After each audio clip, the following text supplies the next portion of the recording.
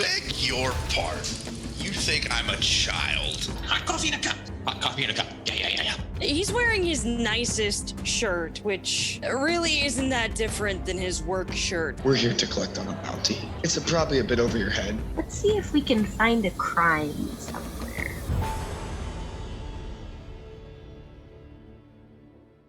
Hey, we are back to playing D&D. It's only been like 5.5 hours. Welcome back to Naturally One. Due to some scheduling conflicts, you will see that one of our players is missing. Hopefully that will be resolved in relatively short order, and so I will be trying to fill in for the illustrious Clore. You'll notice that in a little bit. I'm just going to show everyone to you. We're just going to go there. We're just going to say, hey, there's people here, so let's... Hey, look, there's everybody. Well, guess what, guys? They can now hear you. Don't say anything too stupid. So as I was saying, what we have to do now is recruit Canadians so we can burn the White House down again. Sorry. Wait, All I heard was meow, meow, meow, meow, meow. Plan 1812. Okay. Oh, wow. Okay. We're starting off with stuff that is politically relevant. Oh, this is gonna be quite the evening, I can tell. So, last week, where we last left off, our wonderful party tried to continue doing some investigation as to the happenings around the fires in the central section of the City of Golden Spires. Unfortunately, finding nothing of particular interest, they decided, let's go home, get some rest, and let's just go do stuff around the city that we kind of wanted to. So we had Bob was able to find himself some socks. Rinningham had to find himself a new pair of pants. And let's see, Penn just kind of did some exploring. Clore just kind of tagged along, and Theo, good old Theo. Theo the wise, Theo the powerful. Theo joined up with the Adventurers Guild to hopefully find a way to better his name and bring some fortunes to his family. They have selected some quests off of the quest board inside the Adventurers Guild. Theo, tell us about these quests and what you guys are going to have to do. Yeah, sure. All right, so as I was saying, I accepted a few jobs for us, consulted with the group that was hanging around inside that Adventurers Guild with us, Bob and Rinningham, and we decided that we were going to take on a job to find Lyles, a painter who's gone missing. His wife is mighty concerned for him and looking for information about his whereabouts. He was last seen west of the city, and then another one that we took on, same general area, west of town. There was a lady who was killed by some sort of ghoulish critter out in that area. We figured, two birds, one stone, and possibly a missing cat too while we're at it. Don't you forget the cat. The cat went missing 2 years back. Right. All right, you gotta, That's the important one of all of this. for his owner, Gertrude, she really wants him to be returned back to the hall if we can find him. So, long odds on finding that poor little kitty cat, but we might as well keep an eye out for him while we're at it. And so that's the jobs that we accepted. I hope that everyone is okay with that. And it was east of town and like the mines or something, right? Like some old mines. It was west of town. Yeah, west. The other west of town. The See, I thought you opposite said there it is. I thought you said west of town. West of town. Yeah. So Lady Eris was killed by a ghoulish creature west of town. I think that one was supposed to have happened near the mines. Lyles, the painter, went missing, and his wife was looking for information about his whereabouts. He was last seen west of town, that general area. Smokey the cat went missing 2 years back. His owner, Gertrude, wants him returned to the hall. Information also put him around the same area, possibly. But that one might be stale. 2 years and it's a cat. It might be stale. Well, You never know. Maybe for all we know, Smokey the cat has taken over the area of the mines and is now the cat king to all the rats that live there. Who knows? All hail Smokey the king. Feral, yeah. Well, in any case, the jobs that we took were a 2 silver job, a 2 copper job, and a 1 copper job. He could have become the king of cats. Is he a jellicle cat? What's a jellicle cat? Stop it. You stop that. Does anyone have an answer for Theo on what a jellicle cat is? I know. I just have vague fever dreams of a movie about them. You dream All right. about pets? Did we stay with the Tabaxis too long? Maybe. Have you told the Tabaxis about this? Well, if you stay with Tabaxis too long, eventually you'll bite your own tail. You have a tail? I don't got a tail. The metaphorical tail. Everyone has a tail. You talk yourself around long enough, you'll end up biting it. I don't have a tail. Yes, you do. I've seen it. Look, I ain't really sure what a metaphor is, but I know for certain, for fact, that I don't got a tail, at least of the feline variety, or canine, or vulpine, anything like that. That's why it's metaphorical. So we're heading west. Yeah, we're heading west. Metaphorical means fake. Metaphorically. It's Oh, you didn't metaphorically know? fake. Okay. Metaphorically speaking, metaphorical means fake. I got it. Learning new things from you guys. But yeah, we're heading west. All right. I only agreed to go west with you people. East, You can- west. You can same use thing, my I think. compass. It says west right here. His compass is Okay. named Diane.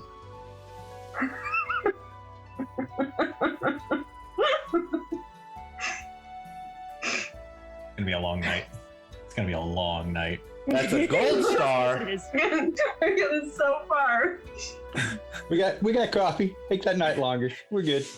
Oh, all right. It is currently late afternoon, as you guys have spent much of the day trying to collect the things that you were looking for while you were in the city. Just so happened to pick up some quests. Do you head out now, or do you? I'm wondering if maybe it might be smarter to start this bright and early in the morning. Maybe overnight again at the inn, and then head out early in the morning when we have a lot more time. We could return to the Bloody Shield for the evening and make a fresh start of it in the on the morrow. You know, Theo, metaphorically speaking, that's the smartest thing you've said since I've met you. Gee, that's mighty kind of you, Rinningham. I appreciate that. Yes, Wait, there's no need to sleep outside when inside works just as well, and we're not on a time crunch or anything. Why bother on the hard ground? Rinningham, you're not nearing your limit with the Tabaxi. You're not gonna eat your tail, are you? Not quite. It would take a pretty long tail for me to get my mouth on, Penn holds his tail closer. metaphorically speaking. Mm. So we should head out so in I the think that morning. might be a smarter idea. All right, yeah. Head out in the morning, bright and early. When we got the entire day to do our searching, and now that we have an idea of what we're looking for, I mean, figure enjoy a nice evening in civilization, and then tomorrow we can pitch a tent if we absolutely need to. I personally like camping out. I think it's pretty fun, but I think for ease of searching, it would be better to do that with the light starting rather than with the light ending. That's like a smart idea. I like that idea. We should go with that idea. Sounds delightful. All right then. DM, I think that we're returning to the Bloody Shield. Returning the Bloody Shield. All right, so you guys make your way back to the northeast side of the city from where you guys are at now. As evening begins to set in on your... Are you guys just like beelining it there? Or are you guys just kind of taking a leisurely stroll?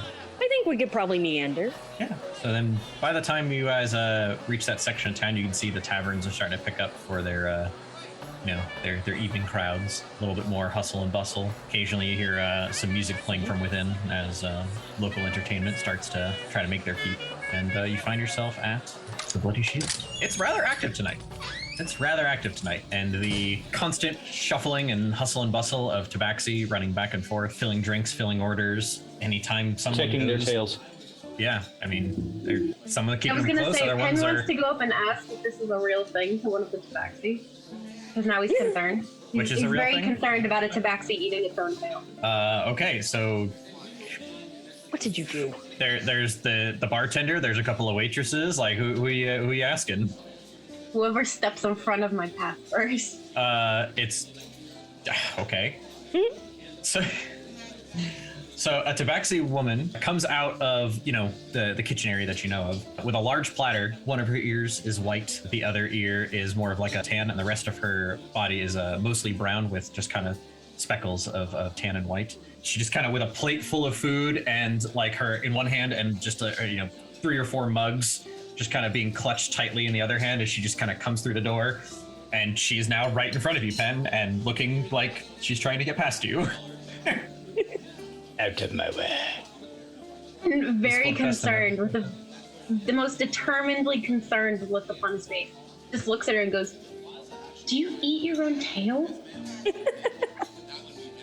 She just moves around you, just kind of like does the waitress spin and just keeps on moving and goes back to the table in the back and just starts putting mugs down and putting the plates out and just completely ignores your question. Penn takes the silence as a yes. Oh and has this no! horrified look upon his face. Penn, give me a perception check. Just give me a perception check. 17, 18. You look around and you see 2 or 3 tabaxi that the ends of their tails, the last 6 inches or so, appears to be like either the fur is kind of mottled, some of them look like it's like got some slight matting, and it's very plausible that they're eating their own tails. Penn makes a note of this in his journal. As a curiosity, amongst tabaxi, are there any tabaxi that are like Manx? Yeah, like bobtailed cats. Yeah, are there bobtailed tabaxi? I don't know. I mean, Bobtail tabaxis? I don't see why that wouldn't be a thing, no. it's going to be really entertaining if there are a couple of bobtailed tabaxi running around. Penn's like, oh my god, they're eating their tail. Penn's just concerned and is maybe holding his tail awkwardly like a teddy bear right now. Aw. Just carefully cuddling it. Theo would kind of like to wander over to Penn and just kind of quietly inquire about Penn's little buddy and see if the little buddy is okay. I mean, the other day it seemed a little bit freaked out after what happened in the tower. Is it doing okay? Yes, he's fine. Oh, good. I was mighty worried about him. Poor little thing got all startled and wanted to make sure he didn't get caught in. While you guys are having this conversation, another tabaxi comes by. This one, all white except for basically like gray paws and a gray end to her tail, comes by with another mug and a plate of food, and is just like, "You're standing in the middle of way. You need to find table." Oh, sorry. just kind of moves around you guys again. You guys just walked in and Dude, we should sit down, pull up a seat. Yes, I'd like to find a table. as you look around, you see that there's not really many tables left. They're all busy. There's a couple that have like 1 or 2 people. Like there's one guy who's like half passed out on the table. Just there's 3 mugs there. There's 3 extra seats available. And Clore just kind of looks at him and just starts walking over to that table. And follows him. Mm-hmm. Theo follows after. Clore sits down next to the guy, just kind of drapes his arm around him. Like, "Hey, friend, you feeling all right? The guy just kind of, you hear like a faint gurgly response. We're commandeering your table if that's okay with you." Gurgly, no real response. Clore just kind of takes the guy and gently shoves him onto the floor. He hits with a light thump. That wasn't very nice. Theo will help the guy up and find a place to. A couple of the put him tabaxi who's come not over on the and floor. are like, looking at the guy and just kind of like hands him a glass of water, and the guy can't even you can see his eyes are all crossed. He's not guy. there. Did he leave did he have a drink on the table? leave There his seems to be purse on the like table? one more mug that has like a third of it left. Rin sits down and takes that and says, Well, thank you so much for this beverage. It looks quite refreshing. and I just down the rest of it. And so the tabaxi who are helping him are more like, "You need to stop doing this. We'll have to stop you from coming in, or you'll have to be cut off with 1 drink. Do you have coin on you?" and the guy's just like, and they turn to you, and it's the black one with the gray and white, and then the white one, so the ones you just walked by. "Are you going to cover his tab? He cannot pay. Well, where is he staying for the night? Not here. He has no money." How much does the tab? Kind of glance at the table. 8 copper. Sure, I got it. And Theo's gonna pony up the 8 copper for the poor drunk man who sacrificed his table and a third of his drink. And the white tabaxi just kind of takes the guy, just hefts him over her shoulder, and just walks towards the front door. sets him down in a chair, like over by the front door, and is like, You live when you can walk. the other one starts clearing the table, looks at the mug in your hand, Rin, that count as first drink. I go, I haven't had any of this drink. This was sitting here when I sat down. and I set it back on the table. Oh, gross. Gross. Gross. The white-haired tabaxi comes back to your table and it's like, Okay, what for your order? Standard meal and drink. It's dinner time. Standard. Since I'm getting meal and charged for it, I'm gonna drink the rest of the mug that I still have and say, Whatever was in this. I set it on the platter for her to bring another one. Or Okay. for the Standard meal. You want beer. The other use? And Theo, of course, is covering for Clore, too, because he knows that Clore is, at this point in time, penniless, so to speak. So, that is true. Clore is penniless. Penn orders thanks. wine. So And then also asked for a small cup of cream for some reason. no. Do you want it cream warmed or just cold? Room Cold temperature? is fine. Cold is fine. Okay. So cold cream, glass of wine. You want beer. You two want meals, no drinks. And you serve with looks over at you, Bob. what is your order? Just a glass of water and a nice beef stew would be good. I'll see what I can do. And she just kind of off she goes. A tall, orcish man wearing bright yellow and purple and little tassels of pink, flowy silk clothing comes in, and his hat just kind of has like a nice feather kind of off to the side, and he pulls off of his back a large lyre, There. and he strums. Would you all like to hear some fine tunes this evening?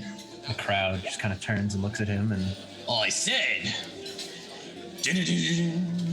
would anyone like to hear some fine tunes this evening?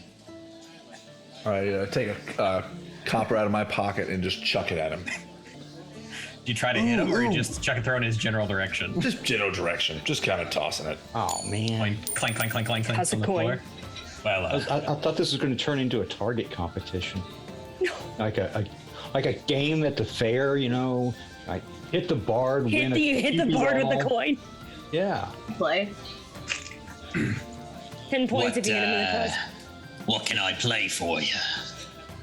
Sir. Little sir. Oh, you're one of them little green fellers. I just kind of say in between gulps of the rest of my beer, it's Dealer's choice. A sea shanty it be.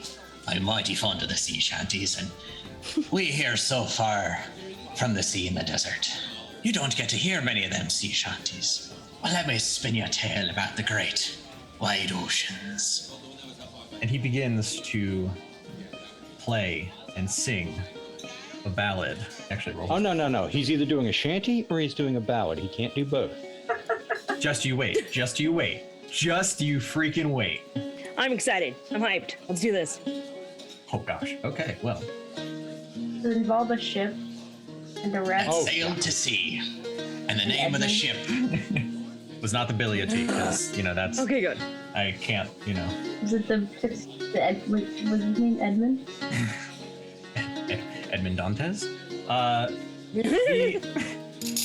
think I read that one. So the orc begins with a shanty, a simple shanty that just talks about his love of the ship, his love of his time out riding on the waves, and then he stops mid-song to talk about the fair maiden he met at port, way on the west side of the world, and how she, among all the other ports, was the prettiest woman he has ever seen. And how he longed one day to get back to her, and it turned yet into another shanty about all the barmaids he has ever met. And all the barmaids he has ever fallen in love with, but this one is the one that if he could go back and claim her as his wife, he would.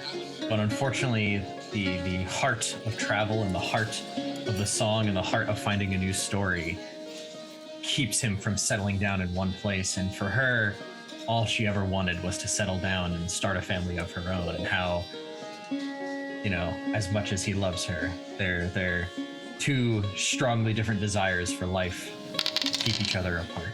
And rolled a nat 18. And by the end, there's some tears. You can see that there's some. Oh, you know, Theo is among the crying group. And even he's like, Theo's among the crying group. It's a sad tale. Maybe one day me heart will settle down and no longer yearn for the sea like it do.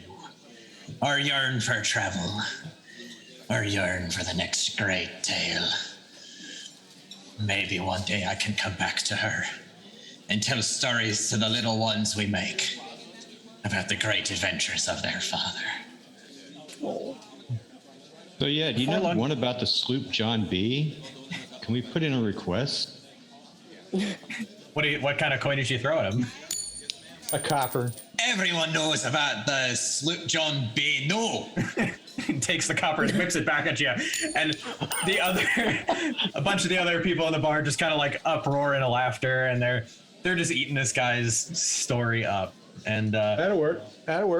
you guys look up and realize that your food has been served for a little while now and is almost cold, and your drinks are already there. As you were I've been well aware that my drinks were there. Give me a wisdom save. Give me a wisdom save. Who, Rin or everyone? Just Rin. Just Rin. Okay. Oh gosh, you have a -1. Could have been a 4 there. Yeah, Rin, no. You not only did you not notice that your drinks were there, but your drinks are now like warm. And your food. For Rin, that's a tragedy worthy of a new ballad. Penn's gonna take the cup of cream and just put it on the bench next to him, and that's it. That's all anybody sees. Does anyone else have any requests that actually aren't, songs that everyone and their mothers have heard for generations and generations? Well, I got one. I guess, maybe. You in the back, what can I do for you? Perfect. And Theo's gonna, because he doesn't, he's gonna throw him a silver. And he's gonna say, "Can you tell us a local tale? You got anything from this area that might be interesting to a group of adventurers?" Oh, you want something of the great marshes of the Northeast? Sure, Well, fill me in, pal.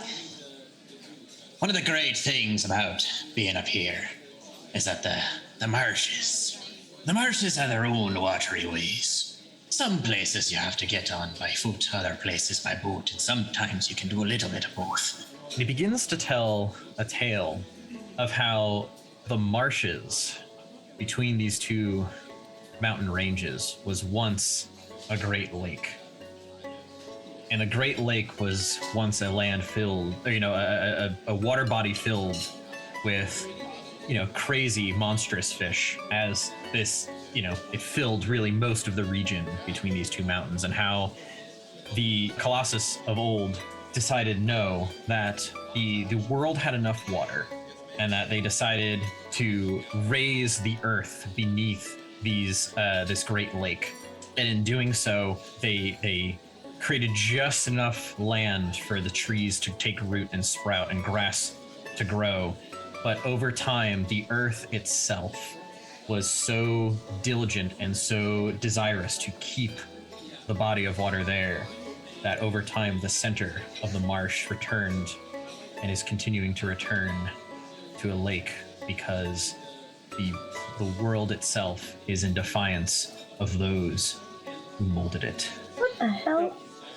This Colossus of old, is this something that Theo would have heard about before? Give me a history check.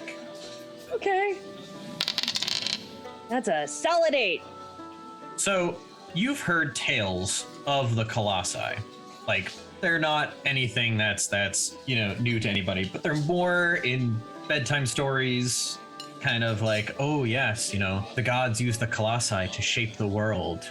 Okay. In time before memory. Ancient kingdoms long past would make deals with the colossi to help protect their kingdoms or to do different things, or great warriors who teamed up with colossi in order to perform great feats. And this particular story, though, is very new to you because the fact that the Earth herself was in defiance against those who could shape her is a different take, a different personification on the world that you haven't quite heard before. Yeah, Theo is like rapt attention on this guy, totally drawn in by the story. So thank you very much. That was amazing. Aye, be glad. Rinningham finishes his warm beer and calls for a cold one, and he drops he finishes it and sets his cup down and belches and says, And where are the Vertan and all this? his voice is getting a little more sloppy. So He's a small guy, not a lot of tolerance. a tabaxi that comes up to retrieve some of the plates and drinks and stuff that you request your new drink from. She has brown and silver fur, like her stripage is very shiny. As the lights have dimmed, depending on which candles she's walking by, the stripes kind of glow slightly more orange or slightly more white as she travels about. And it's kind of like ribbon-like all over her body. And she looks at you and she goes, You've had your two. and just walks away. Not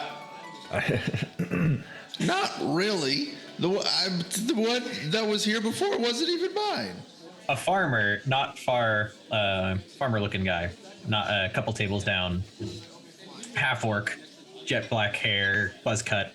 He chucks a couple copper up at the bard and is like, Don't care about no Verdan.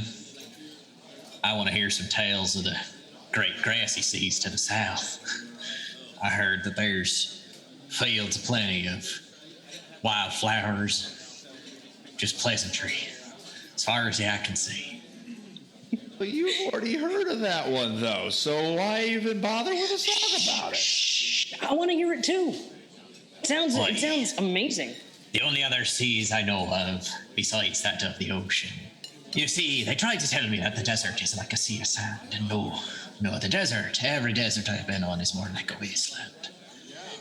And the marshes, oh, they have the water, but it's not a sea, not truly. But the grasses, the grasses to the south. and he begins to tell a story. And to you, Rinningham, this sticks out particularly as you have just come from the south and from the Badlands of the south. And the rolling dunes of the south as you made one side of your trip. And then on the other side of your trip, the hills that, yeah, there was grass, but they were craggy. It wasn't pretty. It wasn't this glorious landscape of wildflowers. Not to what you remember from the back of your wagon as you spent your way traveling. You come to the conclusion that there's no way in hell that he is describing the actual grasslands to the south. Yeah, so He goes on for quite some time about them. Which south were you at?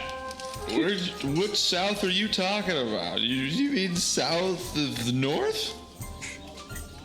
Aye, south is south of the north, yes. I see that you're quite the astute one. North of the big south. You're not talking about south. Aye. There, south of here is a great mountain landscape. One side would be a desert, and the other side would be glorious grasslands. And one side has a large lake, more like a great internal sea surrounded by continent. And on the other side, the sweet ocean, lined by small cities and small encampments just west of them. There's nothing but desert and scraggly grasses south of here. There's no sweet grass. You're smoking some sweet grass. Roll me a just straight charisma check. Aye. And he waves over to one of the waitresses. I think this one here has had more than his plenty, more than his share. He's a little toasted. He's talking about me being on the sweet grass and he can barely stand, this poor lad. You might want to walk him to a room. Tabaxi kind of looks from across the tavern, from the bar, and just kind of at you, Rin. I'm not even drinking that much. He was the one that was talking about nonsense from the song. And the crowd just kind of starts just kind of rabbling and like kind of heckling you. They're just like, no, they just don't care. And they're listening. They're completely enthralled to just this guy. Like, and as he's been telling his stories and stuff, you can see like the coinage that they've been kind of tossing his direction. There's plenty of copper. There's plenty of silver. There's a couple of gold even just kind of rolled up in there. And he's gonna have a nice, pouch full when he's all said and done. And it's now well into the evening. You guys do anything else? I ask for anything else? Any other stories? Tales of old? Theo's already got enough to write down in his journal for the evening, so he's good to go. Yeah, I'm kind of suspicious that there's a contradiction in the sweet grasses of the South. Got two guys here. One says one thing, one says another. Can you just listen? Bard is sus. Yep. I call a meeting. I will have to say, the bard definitely sounded a little more convincing than your drunken friend next to you, but I understand your... Probably. Yeah, probably. I can always be addressed at a different time. Once Ren here's had some time to sleep it off and sober up. But speaking of sleep, we should probably all get to bed nice and early because we got to get up just as early in the morning and get trekking out west. Another tabaxi kind of walks by, and Jim, describe this tabaxi to us. Describe the tabaxi to us. This tabaxi looks like she has lived outdoors for the last 4 or 5 years. Her ears are a bit torn up, but she's very happy to be employed and working indoors. With her calico appearance, she looks like she's had a hard life, but everything's working out okay at this point. I love her already. And she, as she comes on by and is like, You are staying here tonight? You had cleaned out rooms, so I want to make sure. Originally, we were thinking we'd be getting out bright and early today, but that wound up not happening. So if those rooms are still available, we'll take them. Okay, yes. Claim now, and it will still cost the same. So you're going to need 2 silver to cover expenses. It also covers meals, and you need to get this one. and she gestures to Ren. You need to get this one. Settled. Yeah, I got it. All right. Okay. Clore just laughs at Rin. All right. Clore's here. I know. Oh yeah, Clore's here. Clore. She's You being know, quiet there's tonight. only so much I can do about that. Nah. Penn's not really making much of an appearance tonight either. Yeah, so Theo ponies up, and he's gonna help a little drunken friend up to the room, okay? And make sure that he gets all settled in and sleeping on his side with a bucket nearby just in case. Or Rin. And once that's done, he's just gonna he's gonna write an entry in his journal, and he's gonna go to bed nice and early. I mean, it's late now, but works. Yeah. All right. Anyone else doing anything else, or are we just the next morning? All right. Yeah, just looking for a nice, quiet sleeping experience. And you find that you guys, the night's uneventful. There's no explosions in the night. There's no substantial craziness. You can still hear the bard kind of goes well into the wee hours of the morning with other songs and tales from afar and just playing along, and the crowd is just eating it up. Occasionally there's some uproarious laughter. Other times there's, a little bit of booing, but it sounds more like at a character as opposed to at, the artist himself. And sounds like there's a good time going on until you guys, drift your way to sleep. And by morning, guys come down and the tavern is clear, tavern is clean. And there's only, 1 or 2 people there drinking mugs of what appear to be a hot liquid and, big circles under their eyes as they just kind of Familiar. handle the morning. Liquid of heat? What is this hot liquid you speak of? Is it dark in coloration? It's unfortunately the mugs are kind of brownish, so it's they're it's definitely dark in coloration, but what it is, that's harder to tell. I think we forgot that Bob is a coffee fiend. Where is it? Where? Off to the bar. Where is it? Do you have the liquid elixir of the bean? Penn, describe the bartender. Pick our bartender. This Tabaxi is a bit buffer than all the other ones. I mean, maybe he should have been bouncing last night. No one's really certain, but he's got the pecs. All right, he can hold something in between them if he flexes. He's got the meowsles. He's got meowsles. And he's got this tail that clearly just got jammed at the wrong angle once upon a time in his life, so it crooks out in the back. Like he's kind of like it's irritated, but it just kind of sits there at like a weird S shape in the back. He looks super hard, and yet he has this mellifluous voice that's whispering and gentle and inviting. Hello, good morning. I see that you are now awake. Can I get you anything for breakfast or to eat, to drink? Yes? Is there coffee? Do I smell, see, hear, suspect that there is coffee in my presence? Yes, we have coffee. Yes. Would you Large. like any? One, por favor.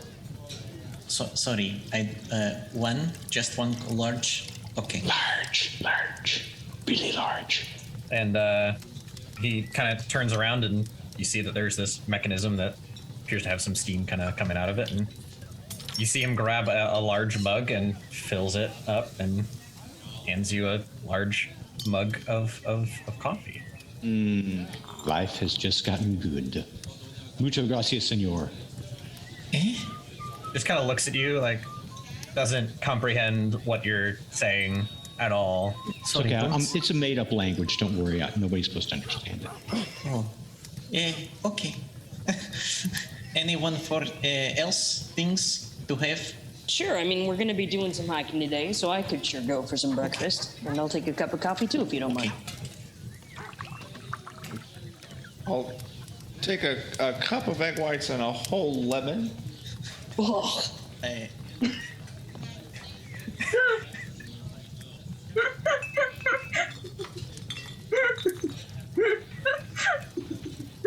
He looks at you and it's like, okay. Anything to drink for you? Tea. Okay. looks over at you, Penn. Penn is like a complete 180 from like the day before. Penn is energetic and jubilant and is so peppy. He's probably annoying the shit out of everyone just a little bit. He is over the moon, and he just sits right down at the bar and goes, "Please, your best tea. That would be fantastic. And can you make those toast things that like people dip in like a batter and then they put sugar on top of them and they're so good and fluffy." Bread with batter, fluffy. And you can tell he's trying to process the request that you're making, and okay. So regular breakfast, cup of egg white, lemons, batter, bread, okay, coffee, large. Here you have that, and looks at Clore. For you, you can tell that just everything that he has heard so far outside of the request for coffee is just not clicking. And Clore's just like, I'll just have whatever you have. I'll just have whatever. And coffee. Okay, so he turns around, puts the two mugs, or gets 2 mugs of coffee for the other people who requested coffee, puts them on the counter there. Goes ahead, you see, pours hot water and makes a cup of tea for Rin, and then makes another cup of tea for Penn. And I go talk to kitchen about egg whites in cup, a lemon, 2 regular breakfast. I will see what he has today, and then bread in batter, fried with sugar. You say on top? Yes. just like a little snowfall on top of it. Sugar like snow. Okay. And he just kind of turns and he just kind of takes a couple steps, looks at you guys, and then goes into the back. We're tormenting these poor cat people. He was gonna turn to Penn and he's gonna say, "Well, you sure seem to be in a good mood today, pal. Sleep well?" Fantastic. Well, good. I'm glad. Glad to hear it. I think last night in one of my drinks, I finally figured out the best way to reattach fingers. Really? Yep. I can't wait to try. How do you go about doing it? I'm curious here. I don't know much about medicine, but I'm always eager to learn new first aid tricks. But Penn stutters for a second. It's not first aid per se. I'll show you when I have an opportunity. And he doesn't really say anything else and just sits on his seat quietly. Gotcha. All right, understood. Well, I'm glad that you had a breakthrough. Regardless, that's very nice. You know, my little brother, that sometimes happens with him too. When he's puzzled over an invention that he's working on, sometimes he just has these moments where it all kind of comes together. And sometimes it's when he's sleeping. As much as I like to encourage it, that can be annoying too, because then he winds up waking me up and waking my sister up and waking Mama up, scrambling to get out of bed so we can write it down before he forgets it. And let me tell you, when you already don't get a lot of sleep, every little moment counts. But all the same, it's very neat that you finally had that revelation that you were waiting for. Congratulations. While you're explaining that, two small, probably no more than like 3.5, 4 feet tall tabaxi children kind of come out from behind the kitchen, and the one has like a little bandana on. It's got, tucking her ears back a little bit, and kind of silently just kind of comes in, and you can kind of tell where she's got like the one side part of her face is kind of colored darker, and then the rest of her is slightly paler, and it's like a blonde here, and then the rest of it is black. She comes out with 2 plates of regular breakfast and has to kind of like reach up above her to get it onto the counter, and slides it, one in front of you, Theo, and one in front of Clore. And then the other one looks to be possibly a male tabaxi, just very young. His ears are very pointed and forward, and they have little extra tufts, and they are rather large for the size of his little head. He is mostly black with little speckles of blonde, so it's kind of like an opposite coloring. He looks at Rin. He has to step back to see over the counter, and he looks at Rin, and he looks at it's not a cup. It's a mug. It's a straight up like beer mug filled with egg whites. And he looks at the mug, and he looks at the whole lemon, just unpeeled, just a whole lemon. Didn't even come with silverware. I don't know what you're gonna do with it. Like, kind of just like finds you and just kind of sticks it up on the counter and slides it, puts the lemon next to it.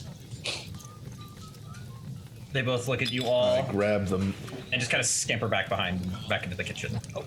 Thank you, both. And just, thanks. Oh gosh, they were cute.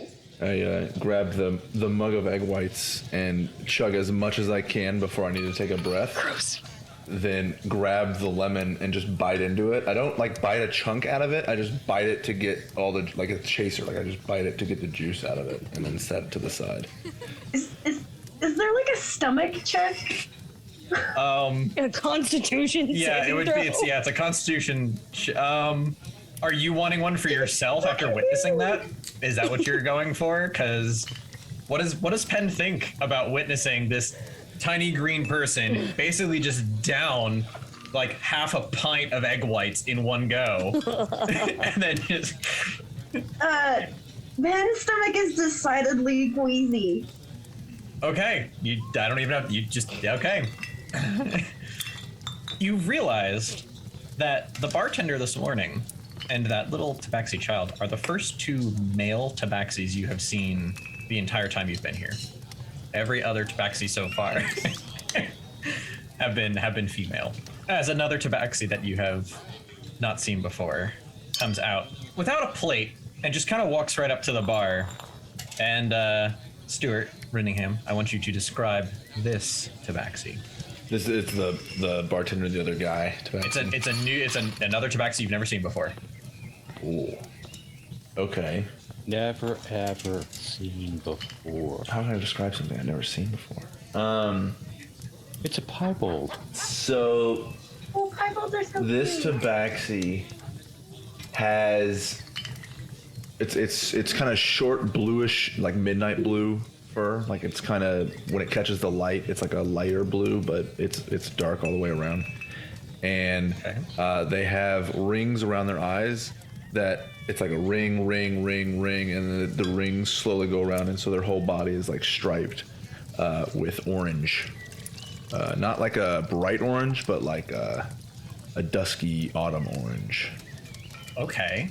And they just walk right up to the bar and like, Who is this that ordered butter and bread and sugar? Who ordered this? Anybody? And raises his hand. Let me try to understand. So you want me to take loaf of bread. See, batter we use for fish. So you want me to take bread, put batter. No. Slice it, then batter, then fry. Okay. Slice it into about an inch, dip it in the batter, drop it into fry, take it out when it's kind of golden, and then dust it with sugar. Okay. raises her hands, just kind of goes back in the kitchen, and it's a couple minutes before you see yet another tabaxi come out, and this one has her entire left side is white, and the entire right side is kind of like a striping kind of blend of blonde and dark brown, like perfectly bisecting down the middle. She puts a plate out in front of you, Penn, and on it there are 2 slices of bread, and they appear to have been dipped in a batter of sorts, and they are in fact golden brown, and the sugar on top, it's not powdered sugar. it's not. It's not powdered sugar. It's like they took sugar and tried to sprinkle it on top, like as best they could. It's clumps of brown sugar. Yeah. And the batter's not egg. It's Gosh, what if it's panko? yeah, something like that. She leaves it there and just kind of shrugs and walks away. Like, it's what you ordered. Oh no, it's Amelia Bedelia, but tabaxi.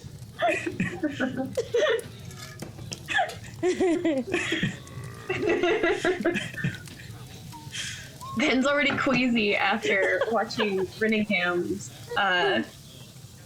visceral morning hangover adventure. here.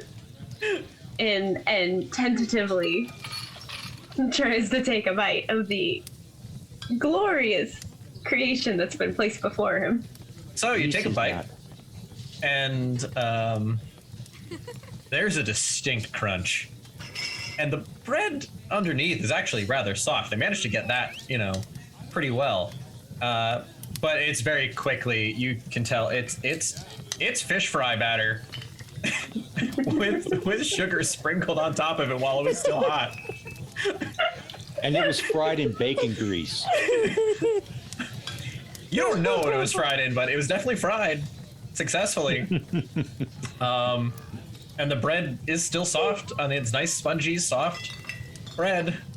So you've got bread coated in bread, and it's got a nice savory breadness to it, with a little sprinkle of sweet in there.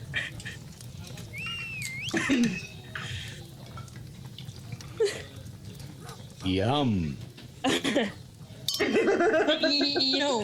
if that's a bit too much for you to eat, you're more than welcome to share my breakfast.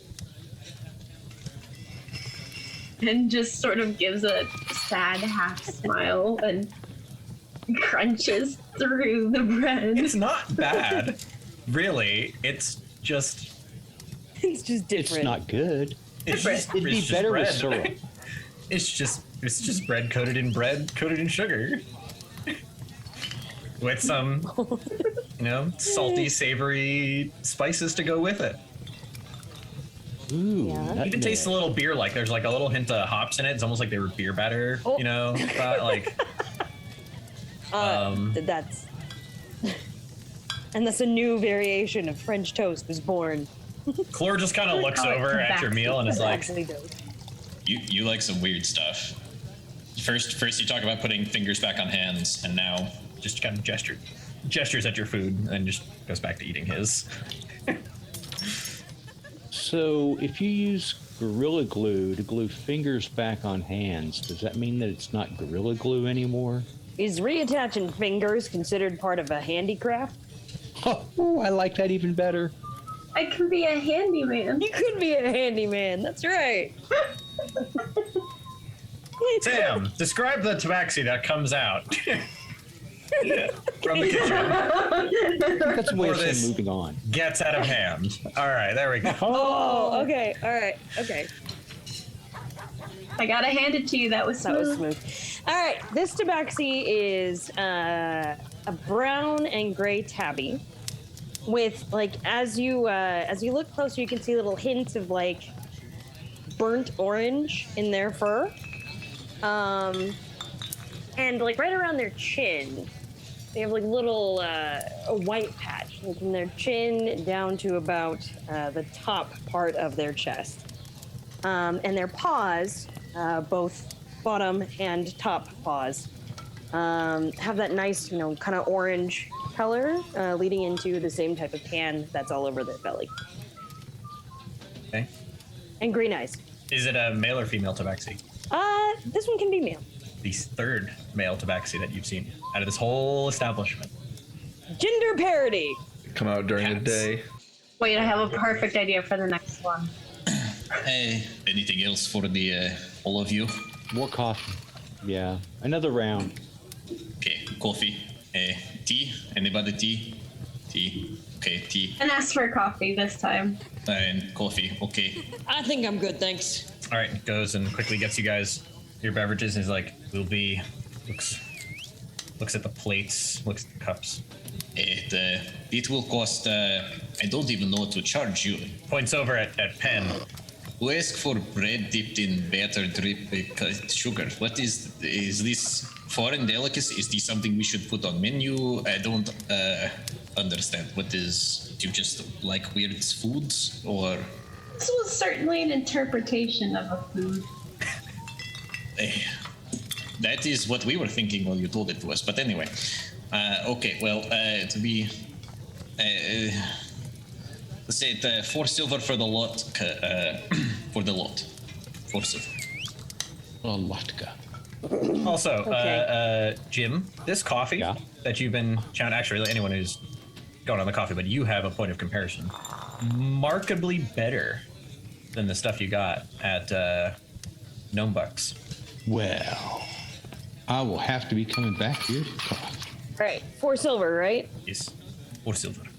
He looks around the group and he says, "Y'all can pay me back whenever. I got it this time." Okie dokie. Pony up the 4 Money bags, Theo, just kind of rolling it.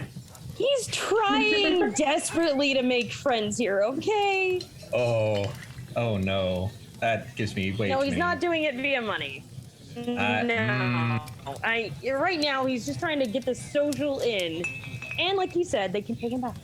That's how it works. Yeah, they can. They're about to go on an adventure together. choose He doesn't to. want them trying to kill him or feed him to whatever They it is could eating everyone else. All right, Paxi takes the money and just kind of like starts cleaning some of the stuff that's right there behind the counter and just kind of minding his own business. Hey, are you from around this area? He looks up. No. How long have you lived in the area? Not long. Okay. Can you point us to anyone who might be able to tell us anything about the area out west of town? Probably someone on the west side of town. Probably someone on the way. I mean, sure, I guess that makes sense. Oh, what's your name, by the way? Why? I'm just curious here. I'm trying to, figure out who I'm dealing with in different situations. It seems rude to not learn the names of the people that you interact with on a customary basis, and I plan to return the Bloody Shield in the future if I can. Jacques. Nice to meet you, Jacques. I'm Theo. All right. Well, thank you for your information, and thank you to the rest of everyone else for that nice breakfast that we had. All right. He just kind of gives you like a thumbs up and Awkward thumbs up. I love yeah. it. Theo's gonna turn to the group and he's gonna say, "Look, guys, if we're all done, I think you should get ready to head out. If we're planning on camping out, which seems like it might be a good idea, make sure that you bring all of your supplies with you, and then we should get on the way." Down the rest of my eggs. Say I'm ready to go. Penn doesn't watch. Penn's just sitting there like. Penn, roll Penn me a is con. purposely looking elsewhere. Roll me a con save. Nice. First nat 20 of the night. Hey. Yeah, no. I wasted it there. You you kind of just start humming to yourself a little bit, and it's just enough to tune out the slurping noise that is Rinningham just sucking down the remaining. That's not like making a lot of noise. It's just raw egg whites. It doesn't go down like water, Stuart. It goes down like thick water. Thick water.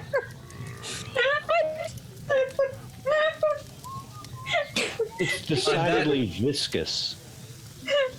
Oh, gross. That's your motto.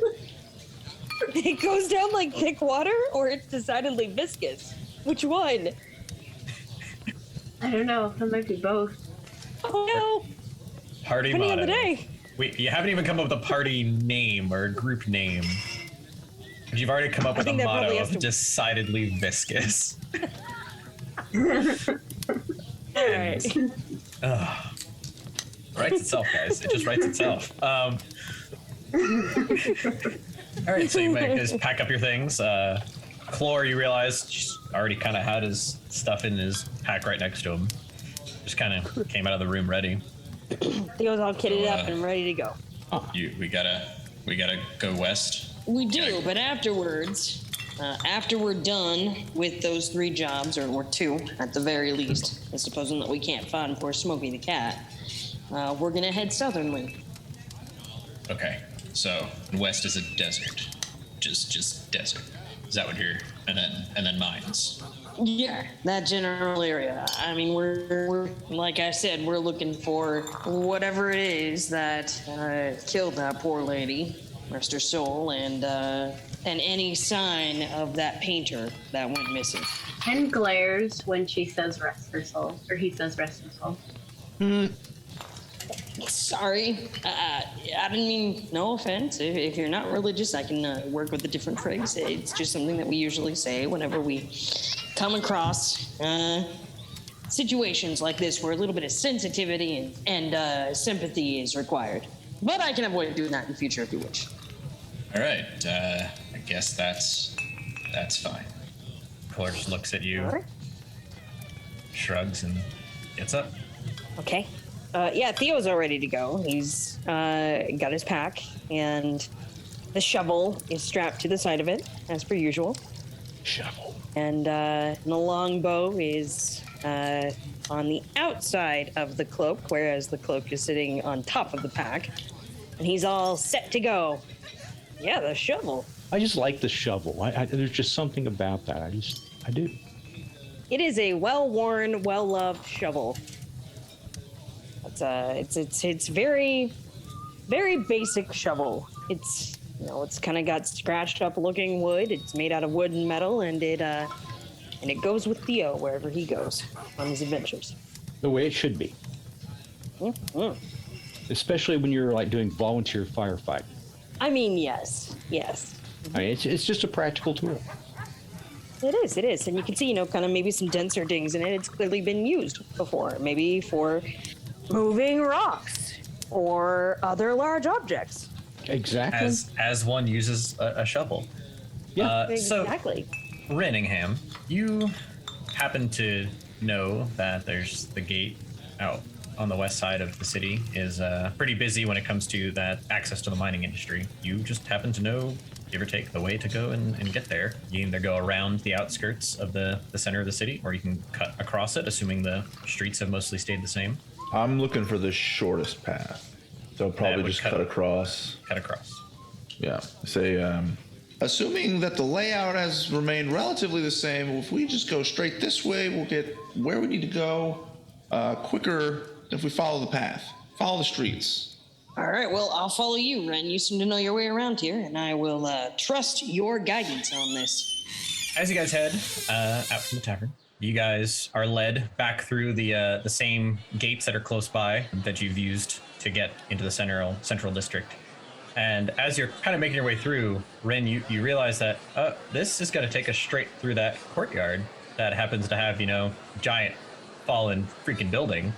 And as you approach, you see that they've actually managed in the last day to clear out a good portion of the rubble. Like a lot of the small stuff, there's now people able to kind of make their way through a section of the broken building. And, there's some guards kind of keeping an eye on it, and they've put up some simple wooden barriers to keep people from like traversing the insides of the structures. But there seems to be a little bit of a thoroughfare, wide enough for like maybe a wagon if it had to, but for the most part it's people that are kind of just bustling back and forth through and kind of just going about their business. However, you guys don't have to go through that. They're like, oh, we'll just turn and head this way. Continue heading through the west side of the central district, continuing your way west.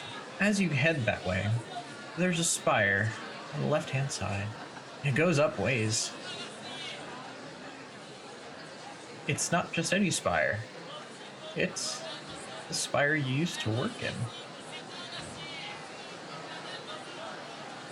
As you look in there, across the way, there's a little shop you used to go ahead and get, meals at every so often. And over there is where you would send someone to go and run and get you some stationery and some other random odds and ends. And a couple floors up is where you used to spend your time. Oh. As we're walking by, I say, "Why? I guess things haven't changed all that much. Well, right over there is an old cafe." You said there was a cafe. Yep, across like a the small street. Cafe. Yep. Yeah. Over there is a cafe. I used to eat at. They have the best bagels and French toast. French toast. Really good breakfast foods. I used to work right at that spire. Probably from up there. I wonder if my credentials still work, and we could get up there and see just exactly where we need to go. So is there familiar markings on the front door of this spire? Yes. Do I recognize if anyone I know still works there? Like any company that was there when I was there kind of thing? So it looks like there has been some shifting of some of the floors. You had spent a lot of your time here, in the political training, more or less, when you were, after you kind of finished off at King's, and this was kind of like your glorified internship, where you spent time with a man with, goes by Vecco. And as you look through the list, you kind of look to see, like, where's Vecco? Where's Vecco? And nowhere on the list of people's offices is there the name Vecco Delmar. There's no Vecco Delmar anywhere.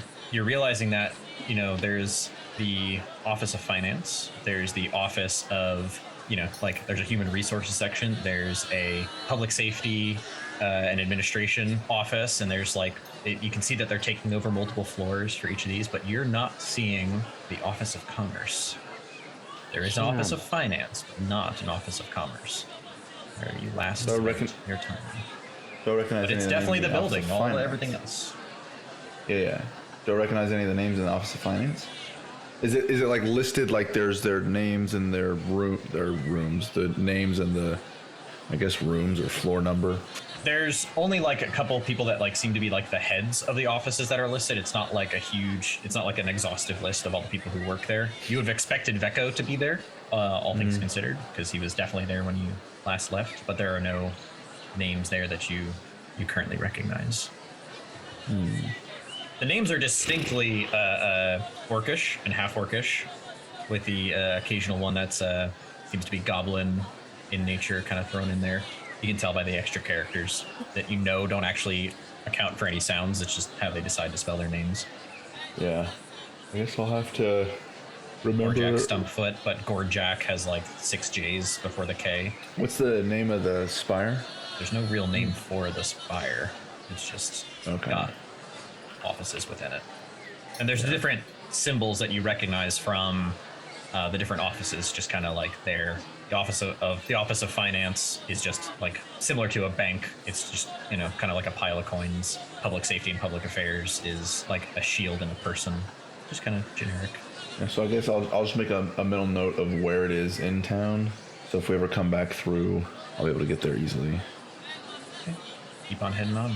The west gates of the central district are much like the other ones. However, you can see as you head that way, there's an occasional person coming through, and he's kind of covered head to toe in like black and gray, like soot and grime and ash and just kind of schmutz. But he's got like a big hard hat, and he's got, like other padding, and, he's wearing leather, and he doesn't seem fazed at all by the fact that he's just covered in stuff. And as you pass through the gate into the west side of the city, you see more and more people who kind of look like this, and also see that a lot of the buildings, you don't remember the buildings on this side of town looking this dirty. People don't seem to mind. Everything seems functional, but this side of town is distinctly grungier than even like the outer wall sections. And Penn, you had kind of, when you had done your traversal through the city in the days prior, you kind of noticed that as well, where this section of town definitely appears to be just where all the mining folk have congregated. But back in your day, Rinningham, people took pride in keeping this place. Aren't we trying to find a mine? Yes, you are. Why don't we ask the miners? They're a little young, aren't they? I knew that joke was coming. You can't avoid it. It's always coming. Someone's got to say it. I mean, it's like being trapped in a bad episode of Monty Python. It's always there. I'm sorry. I didn't know there were bad episodes of Monty Python, Jim. There's one, and you have to look really, Sacrilege. really hard. And he walks away. He just straight up walks away. Okay. Anywho, It's almost as if he'd planned on doing that. as he pours himself more coffee. All right, so you guys are now on the west side of town, and it's dirty. It's sooty. Wagons are kind of slowly making their way through, and they appear to be kind of filled to the brim with kind of all sorts of things. Some of them have like very obvious, shiny dark rocks of coal. Other ones appear to have other like, different rock quarry-like materials that are actually being brought the opposite direction. Some of it appears to have, be obviously having like strips and veins of ore in them as they're getting transported, just kind of throughout. You kind of can see just south of where you guys are at, there appears to be some small-ish smelting operations. Small in regard, for the size of the mountain that's west of you, and for the scale of wagons that are coming through, the fact that you can only see like 2 or 3 buildings that have like kind of actual smoke coming out of them is a little strange, but there they are, chugging away. Are there any like groups of people outside, perhaps, that one might approach to inquire about information from? I mean, everyone just kind of seems to be hustling and bustling about. Like, some people are, walking around like, doing business, women with their, dragging their 3 kids along, just kind of getting groceries or whatever. And you can see that they're just kind of covered in this light dusting of stuff. The kids, their feet are all kind of blackened from running around in the dirt of this. And a lot of the men who are around who aren't running any of the local shops are kind of clad in what seems to be lightly protective leather, workshop style leather. And some of them have, metal hats they're wearing as they continue west. Okay. Can Theo approach that? One of those types of folks wearing the metal hats and the protective leather gear? Sure. This one happens to be human, and he's Perfect. So you can see on the brim of where he's got his hard hat on, where that tuft of hair that's sticking out is like black, but just beyond that is a little strip of what appears to be like bright red hair. Okay. And you All can right. see like as he, hello, and he's got hey. a little bit of freckles that kind of just show barely just around his eyes. All right. Perfect. Hello. Hey, sorry to disturb you, friend. My companions and I, we're doing some work for the Adventurers Guild. I know you're probably busy, but do you have a moment to possibly answer a question or two, or point us in the direction of someone who might know? And he looks kind of up at one of the buildings, and he kind of has to take a step. And he looks at the top, and you can see that there's a piece of metal that is sitting within like a dais. And my shift starts in a couple minutes. I at least need to get to the wagon by then, so real quick. But Walk and talk, maybe, I guess. All right, Okay. I got a question for you. I mean, you seem to work in the area, which I assume means that you probably know a bit about what goes on here. You ever heard of a painter by the name of Lyles? I don't paint. I know you don't, but do you... Is your name Lyles, too? No. All right. I don't know why. Lyles was a... Okay. How about a Lady Eris? You familiar with her? Eris. She went missing. That's right, she did. A rumor says she was killed by something, some sort of critter around the area. What do you got any information about that? Any place where we should start looking? Yeah. A couple days passed. They were having everyone in the wagons get searched as they head out to the mines. It's like a third of the way there. It's like my shift runs for like 3 days, so I'm about to be heading there for. He sees the look on your face. He's like, it's a long wagon ride. It's half a day's wagon ride to get to the mines, and I gotta get down there. I'm gonna miss my shift. I gotcha. All right. Who was searching the wagons, though? Where was it? It's City Guard. City Guard. Perfect. Thank you. Have a safe shift, sir. All right. Just kind of tips his metal hat with next to no brim and just kind of goes off. And He looks at the group and he has this miserable look on his face. He's like, guys, I don't have the faintest idea where to start doing investigations or anything like that. This isn't my specialty. I'm good at farming and hunting. Not so much talking. You're doing fine. You're doing fine. Yeah, just keep going. Just ask the questions. You're doing okay there. No. I mean, all I got is that Lady Eris went missing and the town guards were searching carts that were heading towards the mines. Is there any Yes. building that looks like there's a lot of people coming in and out of, like people that are coming from the mines, if they go there first before they go anywhere else? as you guys head closer to like the western side where you can kind of gauge where a lot of the traffic is, everything seems to be going through these there's a large wooden structure that you don't recognize, Rin, and it appears to be like built out of the wall. And as you approach, you can kind of see like there's a lot of shift change kind of activity going on. It's crowds, crowd of people are trying to get in as quickly as they possibly can as a crowd of people are meandering out another side. Yeah, I want to go into the building. Can I walk into the building? Yeah, so it's kind of like everyone's kind of squeezing and the people are looking at you, just kind of squeezing past them legs, and you're noticing it's a lot of humans, a lot of elves, half elves, a couple of gnomes who are, a little bit taller than you are. The gnomes actually, like, as soon as they kind of pass in, they're clambering up, and you quickly see that the wagons are more like train cars. Okay. Like if you picture real life train cars, it's a massive metal, you're fitting, probably 80 to 100 people in each of these. It has also there's gnomes like messing with gears and the wheels and stuff like that, and see that there's these large metal tracks that go straight west out the building. This is like a interchange for the shifts. It's like a train station.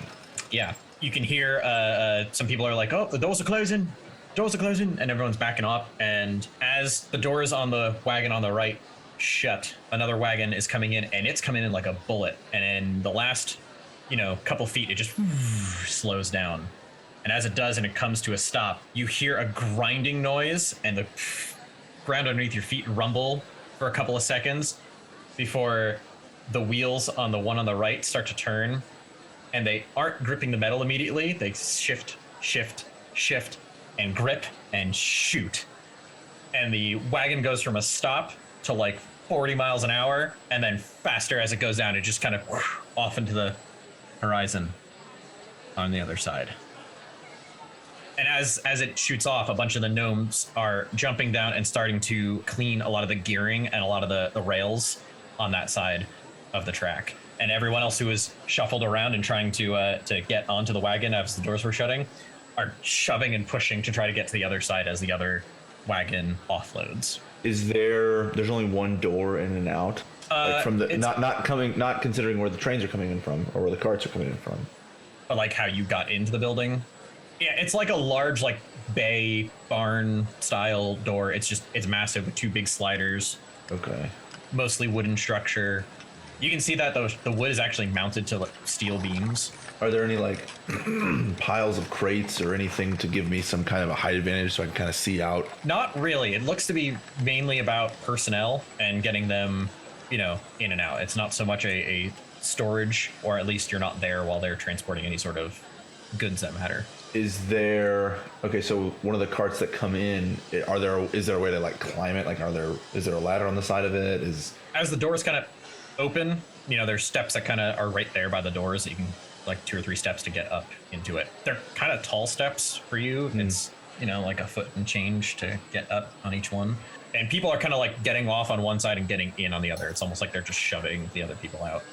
Yeah. Does there seem to be like a guy shouting instructions or some kind of loud, way of communicating to everyone in the room, like, this cart coming in or this cart leaving? It seemed to be mostly just the people talking about it, if based off of the last cart that came in and the cart that just left. It seems to be kind of as far as you can tell, this is self-managed.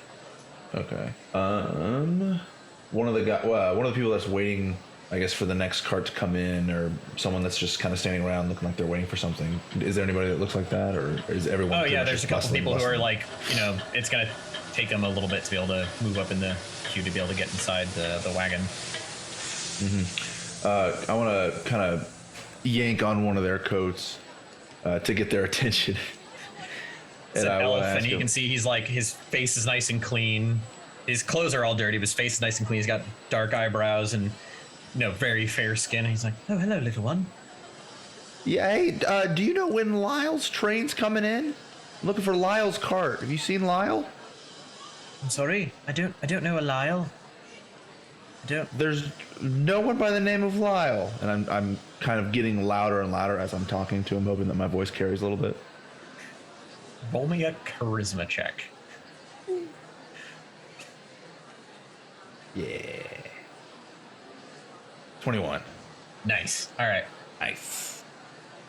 And a couple people like hear you mentioning Lyle, and just kind of more speaking loudly, and they're just trying to figure out the source of the noise, and they see this elf looking down like, there's no Lyle. Not on my shift at least. I've never met a Lyle before. And another couple other people like, Lyle. I lie all the time. Just ask my wife. Couple more moments and people are gonna like, they're just kind of leaving you be. No one seems to recognize the name Lyle.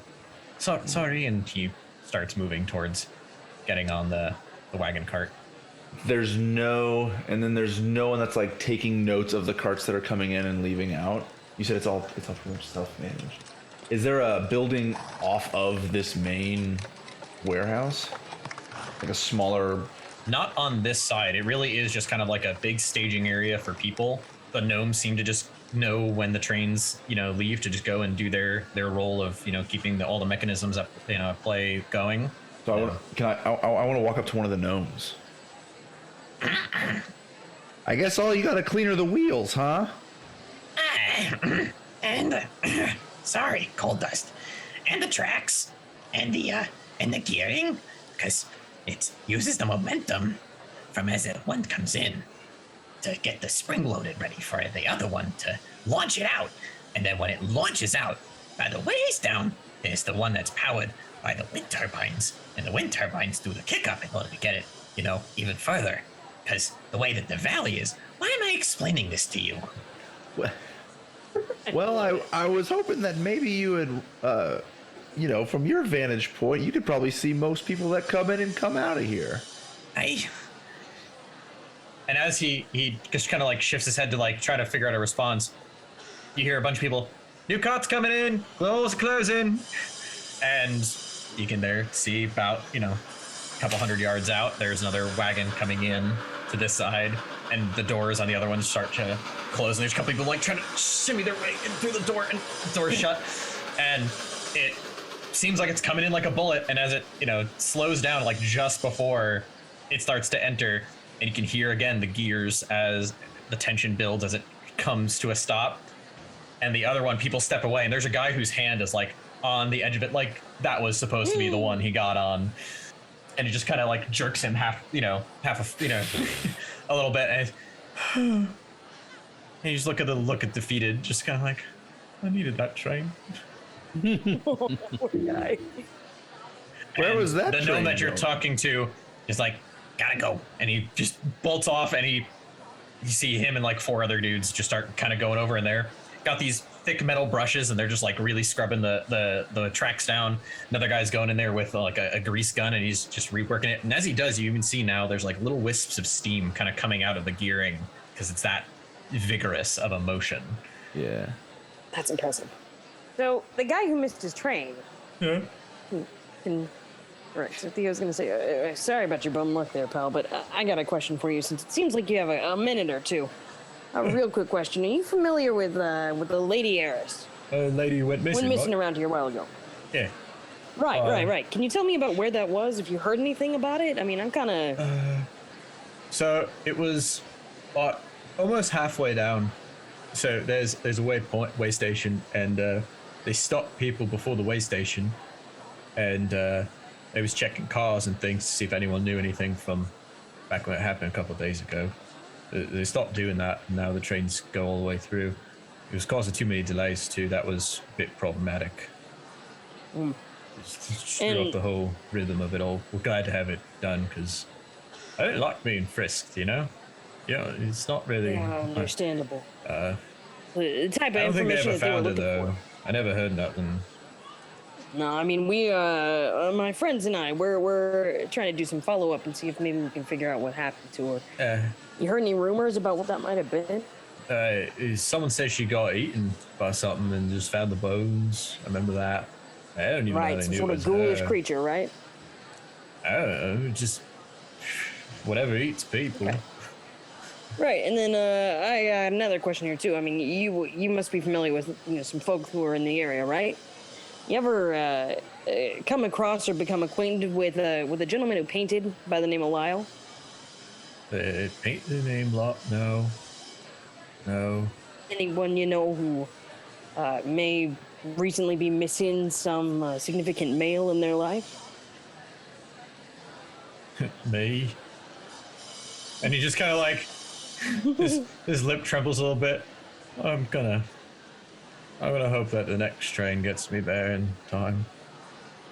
Oh, awful. Sorry, sir. I didn't mean to bring up nothing traumatizing or bad. I'll miss him. Oh, do you need to talk about it? No, I'm good. When I get to the other end, I'll just get, I'm really late for my shift anyway, so I might as well get a drink, Understandable, sir. I'm sorry for your loss. And he just kind of turns and starts making his way to the wagon that had arrived, and until he just kind of like, where he was already disappointed that he missed the wagon he wanted to get on. Oh, no. Okay. All right. We seem to be making matters worse. Well, actually, that guy kind of told me something very useful. I think it made a little bit more sense, put things into context with the other person. Apparently, the city guards were stopping people about halfway to the mines. It's a half a day's ride to the mines, so about a quarter day's ride must have been where they found that waypoint. That's where they were stopping folks to inquire about whether or not anyone knew any information about Lady Eris. Rumor is, of course, exactly what we heard. She was eaten by something. All that was left was the bones. So we have, at the very least, I think, a starting point, waypoint. I like it. You've garnered more information than I thought possible. Impressed I am. I'm trying my best here. I'm not the brightest, but I can listen. And as you relay this, you hear more hubbub as the doors begin to. Doors are closing. Doors are closing.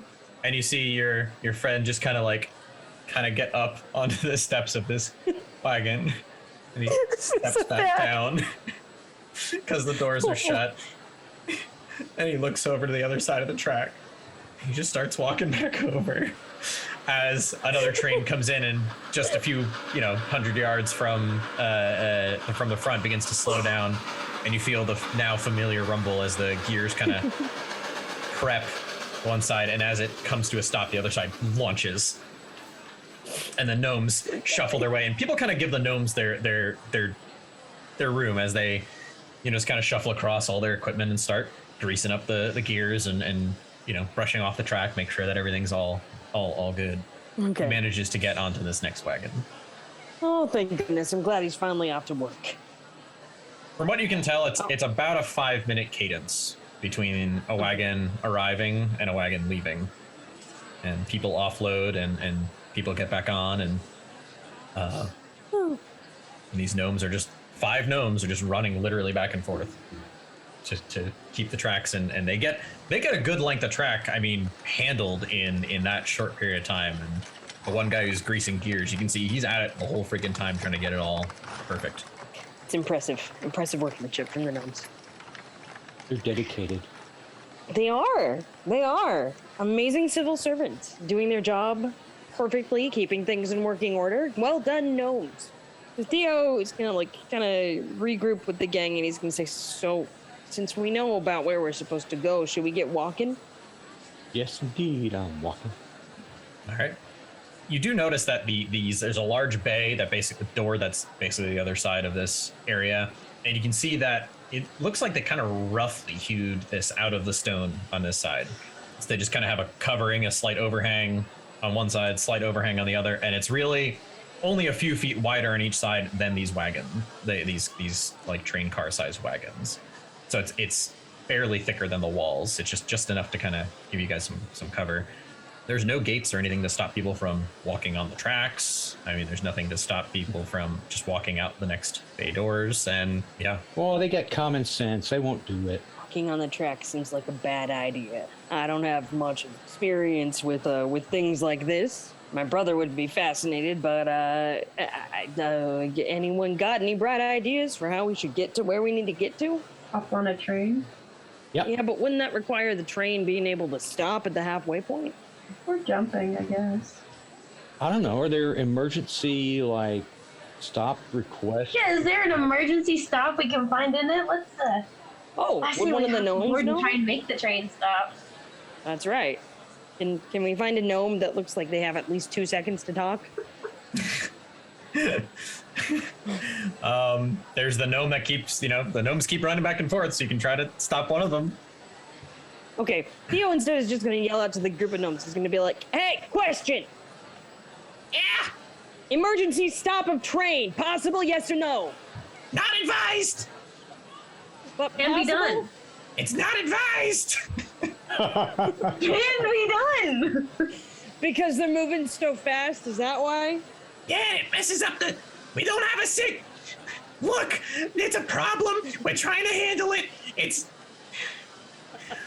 We are the engineers, and there are people who designed this crap, and we do not see eye to eye. Don't get into it. Sorry, It was hard enough a couple days ago when they're like, we want to stop every train. And as he says that, he's like, Oh, shit. and just takes a couple big solid pumps with a grease gun and just kind of sprues it all over. We might have a loud one, boys. And as you can see, another train starts coming in, and the doors start closing, and all the gnomes are getting away. And as it comes to a stop, the launch of this as the car comes in, the launch on the other side is actually thunderous. It sounds like a gunshot, and off it goes. Get to the other side. So then They start running. How would we stop about halfway? How would we get to the halfway point between here and the mines? They don't. Please don't. Do you want to cause us more problems? I don't want to stop the train if there's a different way to do it. Just tell me how to get there, please. Walk. Walk. All right, walking it is. Kind of as he's, wrapping up, like greasing so he can just Look, I understand. You're trying to get somewhere. This isn't for you. This is for the miners. They pay me to keep the trains moving. They don't pay me very well, so I gotta do a good job, so they might pay me well. Maybe, hopefully. Do you know how hard it was when they asked us to do that for the guard? Do you know how hard it was? We had to turn off the turbines midway. We didn't have a new launcher, so we had to make sure that each train, as they came to a stop, was able to put enough momentum into a system, into the relay system, the wind-powered relay system. Do you know how much work it is to make momentum work for a wind-powered relay system? Not easy. Not To recommended. be honest with you, sir, I don't even know what momentum means. That word is something that I am not quite sure of. If What you I take think I'm energy getting to here is stop, that something big has to take come energy in to and stop, something else take big has energy to to start. Not enough energy in system for start and stop. Slows down everything. So walking Pen's is the taking best notes. way to get to where we gotta go. Yes. All right, Plus- well, we'll get walking then. Plus, we don't want to stop a cart going 140 miles an hour. Right, no, that seems like a bad idea. I remember. Never mind. You seem busy. I won't even start with the stories there. All right. I thought Well, we were on guys- the metric system. I believe we've been told that our way to get to where we're going is walk along the tracks. It seems like a terrible idea to me, but I'm not the one who works for the group of people here. That would be 225 kilometers an hour to you, sir. How do you guys get down to service the tracks? What are the tracks made of? he just starts ignoring you and just goes back to doing stuff. All right, well, I guess we know where we're going, and Theo is gonna point in the direction down the tunnel. He's gonna say that away. Penn stops you, but the fastest way there is still the train. But stopping the gonna train walk all the apparently way. is really hard and could cause trouble for these poor gnomes and for the miners, and possibly No. injure someone. Maybe. I mean, while we're at it, I think that if I were the gnomes, I'd be unionizing and maybe go on a strike to show the people who run the mines how important their labor is. But that's just me. I mean, imagine if all of our gnomish engineers just disappeared for a period of days. What that could do to the mines here. They'd have trouble with the energy in, energy out thing, right? But that's that's a different matter entirely. All I know is that it seems like it would be not helpful for these poor folks if we were to try to stop a train. But it'd be faster for us. It would be faster, but is it being faster worth the risk to other people's lives and livelihoods? Yeah. And as you guys No? discuss this, another train just kind of cart comes in, and you hear the familiar sounds of it coming to a stop, and you feel the grinding underneath your feet as the next one rockets off. The hollering back and forth of doors opening, doors closing, people shuffling on, people getting off. All right. Well, what do you two want to do? Penn looks at Bob and Rinningham. That's right. This is a group decision that we should make. Sort of. I'm okay with walking it. Sounds like it'd be a pain in the neck to get it to stop where we wanted it to stop anyway, so... Rinningham, what do you think? Without a better plan for walking up and down these tracks, for riding up and down these tracks, I guess we have to walk. Okay. You guys are walking. All right. So we start walking, DM. All right. As you guys head out, you take the track that the train is currently kind of sitting on, knowing that you can at least get across before anything kind of comes in. And you begin a trek where it doesn't take but a few minutes of walking to turn around and be able to see that there's no more vegetation. Anything that was sparse over by the wall is now just kind of rough rocks and slowly turning into sand. While it is still before noon, the shadow of the valley is rather prominent in here, where in the Golden Spires, the breadth of the city managed to allow for some substantial sunlight to get in at this point in time. But now that you're in the valley and you can see how large the peaks are, it's a little weird for it to be 10 a.m. and to still be in pretty substantial shadow. It's definitely daylight, but it's a weird shadow in the valley. And looking across, you realize you can't even see really to the other side of the valley. And you begin your trek. And we're going to take a break here because I need to drink a lot more water. Oh. Gotcha. All right. Gotcha. See you guys in a little bit.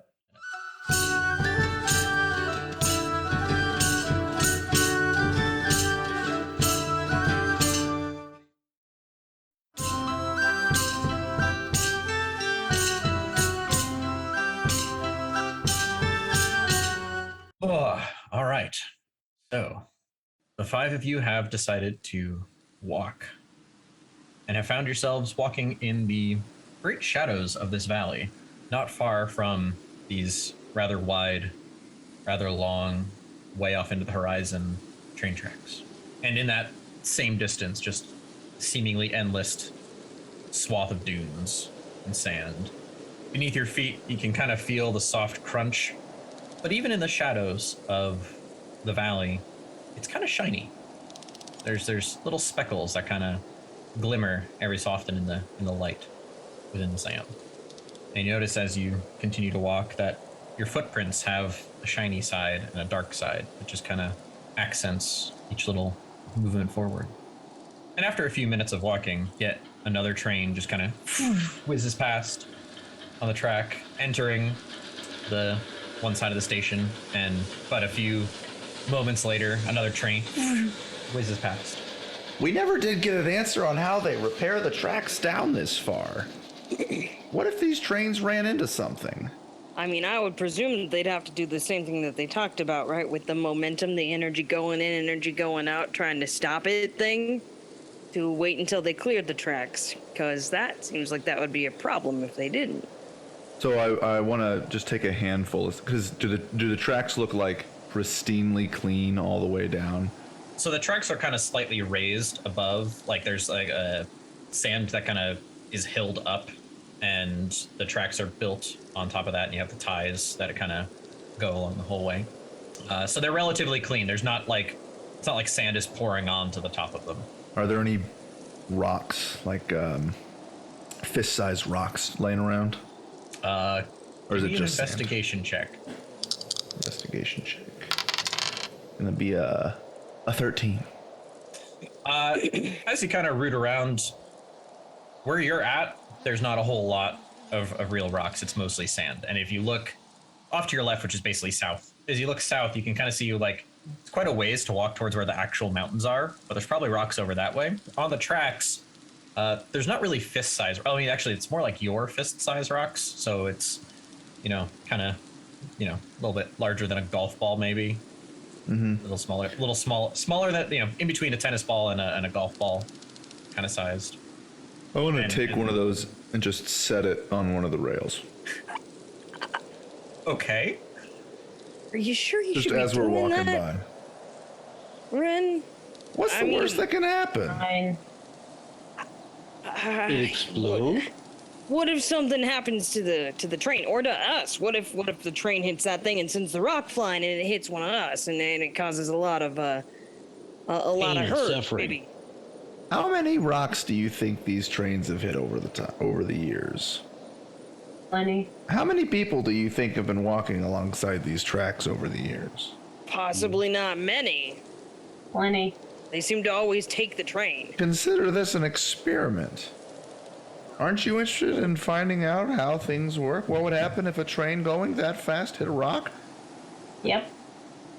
We got nothing else to do. We're just walking along. And as you guys discuss it, a train you can kind of see in the distance starts approaching on that, and you look back a couple feet where the rock is, and you can see it kind of start to shake a little bit and slide off the track. I cast Mage Hand to hold the rock in place. Yes. I want to see what happens. I'm just gonna start Stuart, to roll me some back away. percentile dice. I'll watch you. Oh 35. I need a dexterity saving throw from you.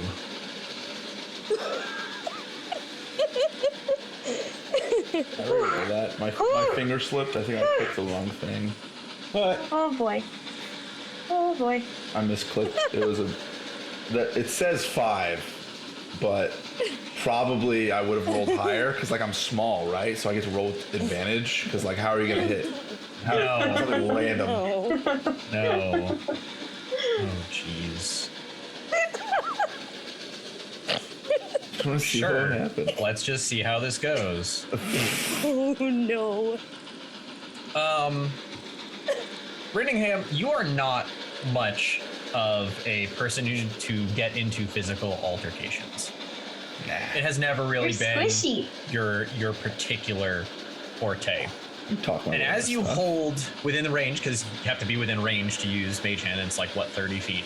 That's 30 feet. That's a long distance. As this train comes zipping by at, what the gnome said, 140 miles an hour before it starts to slow down.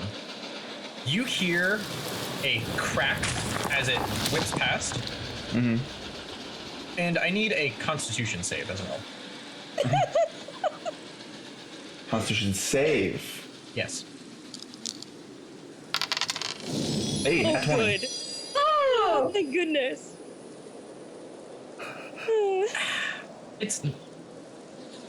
It takes you a moment, honestly. It's a few seconds before the pain kicks in. You look down and you realize that you have a hole that passes almost clean through. It's there. There's a hole about quarter sized Okay, so small. in your midsec. You're only 3.5 feet tall. Quarters relative. Metaphorically hole. quarter sized. There is a hole in your midsection. The metaphorical hole. You can fill it. This one is literal. You can fill the hole. All we need is some spackle now. And you feel on the back side, like right behind roughly where you think your kidney would be, kind of. There is a large protrusion underneath your skin, Ow. and it's a couple seconds before the pain kicks in. That's what the saving throw was for. As you take 6 points of piercing damage. That's not great. Straight to the vitals. I forgot we're squishy. Level 1. We're all squishy. So, but like, what happens to the train? It just keeps going. Just nothing. Okay. A true scientist. He's more concerned with the results. So now we know what would happen. Nothing. Not a damn thing.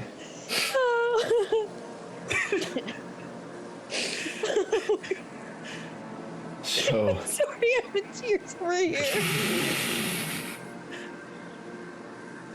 Penn gets awkwardly excited. Theo, meanwhile, is panicking, and he's like, maybe Just try not to screaming. move. just Bob, screaming. Penn, Bob, you guys are good with medicine, right? Can you help him, please? Penn looks at Rinningham and goes, do you really want it sewed up again? Don't let Theo sew. Don't let him sew. Or it's just like, I was kind of expecting it to tip. Like, just totally ignoring Ren, just looking at down at the wagon. I was Bob, expecting it to can you tip. help him? Yeah. Yeah, so, you think that was a good idea there? No. So, Why none of you stop me? are you, I tried and you wouldn't listen. Are you gonna try Seems that like a good again? idea at the time. Why would I try it again? Maybe if I was further away. Terrible idea either way. Bob, please just heal him. Okay. Let me come over here and I'll And you running him, you owe Bob a big thank you for this one. no kissing. That's just screaming. I'm excruciating pain. Okay, let's see. Let's see. How do I do this? Oh yeah. Let me read my instructions here. Let me make sure I know if I'm doing this correctly. But yeah, so Rinningham's max hit points is 8. He just took. Oh! Yeah, I'm pretty close to just by a rock. It's a train rock. No, you were that close? Lucky we rested because I think I took damage before. Okay. Just get hit a Really lot. trains I don't hard. know. Oh man, you are so fortunate because that healing word is 1d4 plus 4. Hey. So that was maxed out. Yeah, I was maxed out. Congratulations, you get back 8 hit points.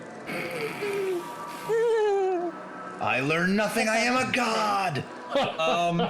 No! Bigger rock.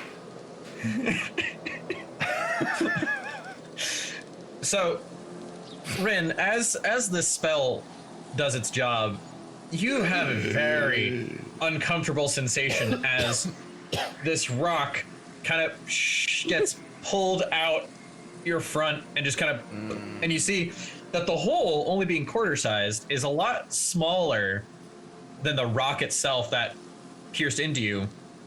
And you see it's about half of the rock. Like, so the rock shattered in half, and it just kind of straight into you. Where's and just kind of pops out. Covered in gunk. Oh, there we go. Rocks? Bad idea. Rocks are a bad idea. Now, Rin, say thank you to Bob and let's get moving if you're feeling up to it. I don't mind letting you heal me, Bob. Thank you.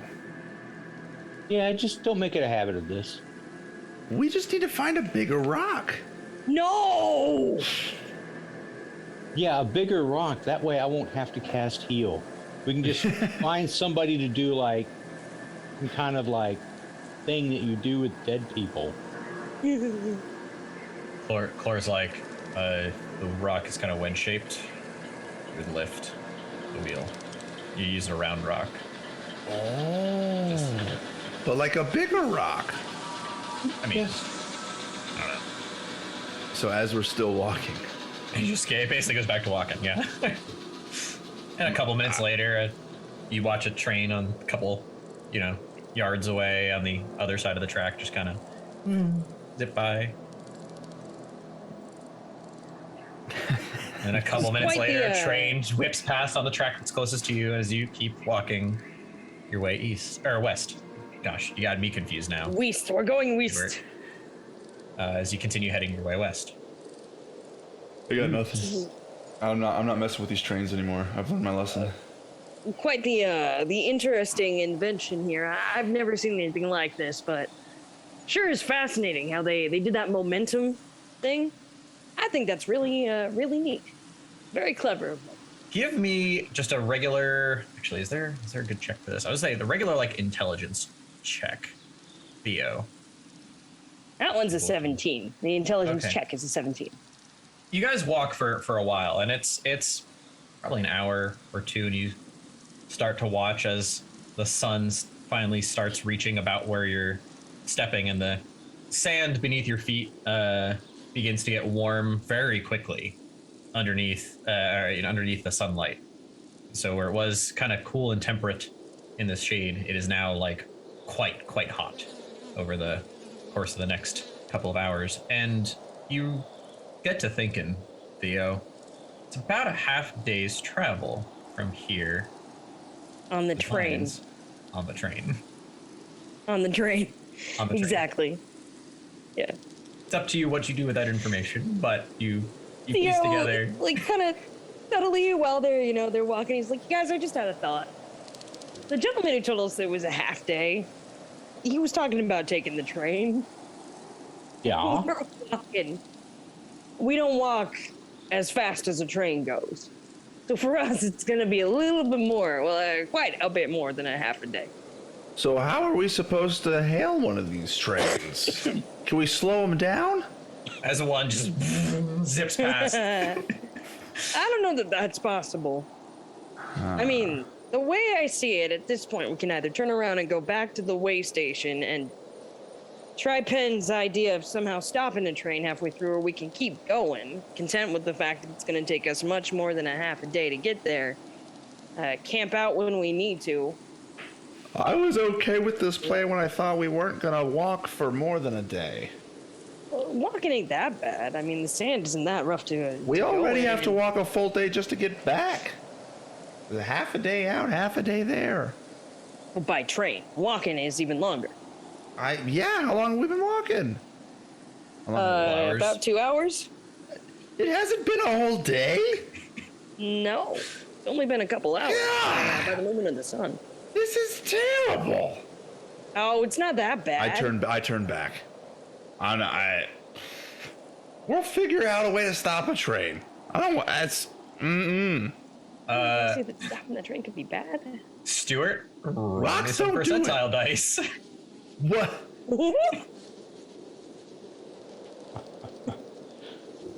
Like you said, he's gonna jump in front of it and wave 75. it down. Yeah, I turned back to You walk would. back the way we came. You would. Oh, gosh. Okay, one moment. 75's pretty good. I hope. It could only be good. It's always good. It's more than 50. Gotta do some math real quick. Oh no. Math must be done. This is on par for our party, by the way. Stuart, I want you to roll me a perception check Perception check. as you turn around and look your way back. I have a -1 to perception.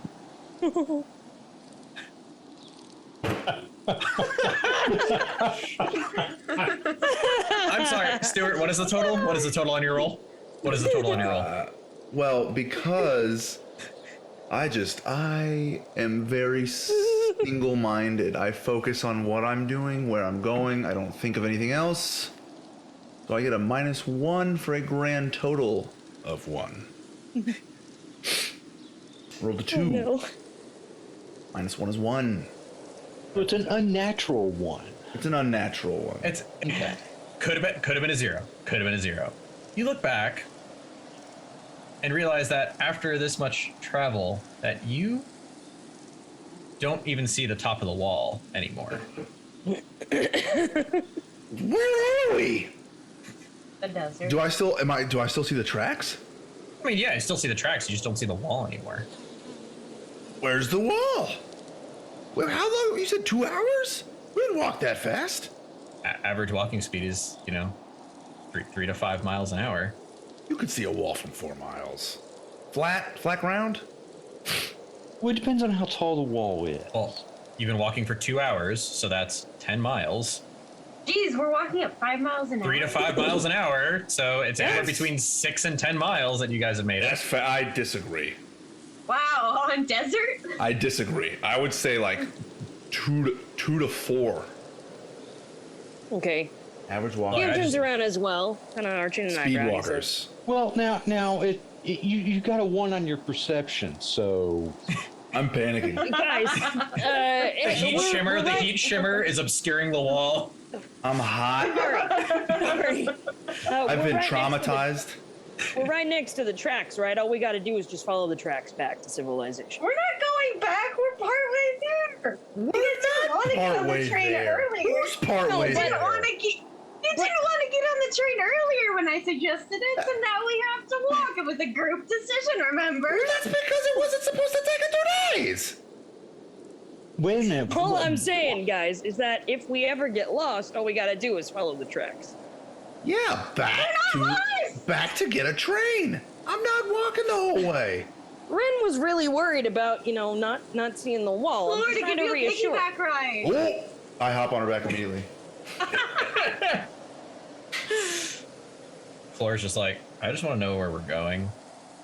Back to the trains. And I point as I'm on Penn's back. I think Penn offered Chlor to give you a piggyback ride. Is what happened there. Too late. I'm already on the back. So where are you guys headed? Are you guys piggybacking him further away from the city? Or are you walking back? Yes, we're going away from the city. Penn continues to walk in the direction of where we're supposed to be headed because everyone wanted to walk. So fine, we'll walk. Theo is fine with walking. He doesn't mind that at all. He's having fun. the new environment. We're right alongside tracks, so that Another way it's train not too hard to find a way whips back by. if we absolutely need to. So are I we kind gonna, of like it. It's a fun little bonding activity. Oh, I'll let you bond with him. are we I walking? mean- Are we walking 500 miles here? And then 500 I'd miles walk more. 500 more. Thank you. Just to be the party that walked 1,000 miles to show up at the mine gate's door. To die of dehydration We can drink you. and exposure. Don't You have exposing fluids in you. yourself. What about their legs? They don't need those. So, as the day continues to move on and the sun more and more sets, the shininess of the sand really begins to make it shine white, like straight up into your guys' like faces as you go. Oh, You can feel the heat of the sand, coming up through the bottoms of your boots and shoes. Except for you, Rin. You're just, feeling the. Pins back. Yep. You're just stuck on Penn's back, walking in the direction you didn't want to go. At least I'm not walking. And you find yourself, after another about half an hour or so of walking, at a very interesting contraption. Contraption. You hear it first, and it's not subtle. It's a pretty obvious noise, and you hear it's a methodical tick, tick, tick, tick, tick, tick, tick, and you hear a clink, and then another train car just kind of whips by, and then you hear a couple seconds later another tick, tick, tick, tick, tick, tick. And as you guys continue walking, there is a small windmill about yay big, just kind of going, and there's a tension coil that pulls and pulls and pulls, and every couple of ticks, you hear the loud clink, as on the track, there is a set of metal sheets that kind of shifts and directs and shifts and directs and shifts. I get a rock. no! Wait, if he gets the Rockies off my back, I'm encouraging this. To put it in between, to keep the shit. Okay, well, let's keep watching. Keep going. I apologize. Are we gonna commit an act of terrorism here? Is that what we're doing? So We already Define have. We just didn't terrorism. succeed. Define terrorism. Who are I we guess- terrorizing? a couple moments later, Is it willful? Unknowing? In the pursuit of science? a couple of moments later, train whips back in the other direction, and you hear the tick, tick, tick, clunk, clunk, as it just kind of does its thing. You investigate the device, Rinningham, Rackford Yes. House. 100%. Give me an investigation check. Ooh. Come on, dude. I'm gonna restart. great. I'm gonna restart D&D Beyond. This is garbage. That was a natural one. What? Oh, nice. +2, so 3. So yeah, you look at this and you get real close, and the ticking noise is, very rhythmic, and you're like, I can definitely use this to come up with a tune of sorts later, where it's. Tick, tick, tick, tick, tick, tick. There seems to be a mysterious ticking noise. We found the source of the ticking. It's a pipe bomb. Yay! Okay. Anyway, Voldemort. So. Do I have a pipe bomb? What? What? No. Was it left over from the other building? All you can see as you study the track is that there's these sheets of metal that are pressed up against the rails, and every so often they make like a click as they pop out and pop back in, and pop out and pop back in, pop out and pop back in. When they pop out, is there a groove? Yeah, there's a space about 2-3 inches thick, and they snap back into place. And that's the only thing around. There's not like a big lever. There's no big lever. No, this is still a straight section of track. What's it shifting to? It's just. Unfortunately, you're just like, huh, that's interesting, as the metal just kind of. And there are no rocks around. You haven't looked for a rock. You were investigating. Is there? I would like to see my environment around me. Because what I'm thinking is, when it opens up, stop it from closing. Because if you stop it from closing, you derail a train. We pretend we were on that train when they come to rescue everybody, and then we're like, well, oh, we're going where you're going, and then we get a free ride. He has been traveling for only like 2.5 hours. It's hot. I have been on Penn's back. Weird gait. I don't know. One leg's longer than the other. Maybe he had a knee injury. You're standing on my tail. Well, I don't know. I don't have a tail. How do you walk with a tail? Maybe you know wrap what, this Rin? thing up. Just for you, there is a rock. Is it a wedge-shaped rock?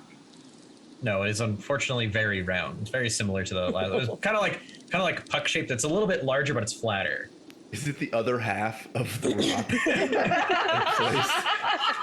You know what? Let me ask random number.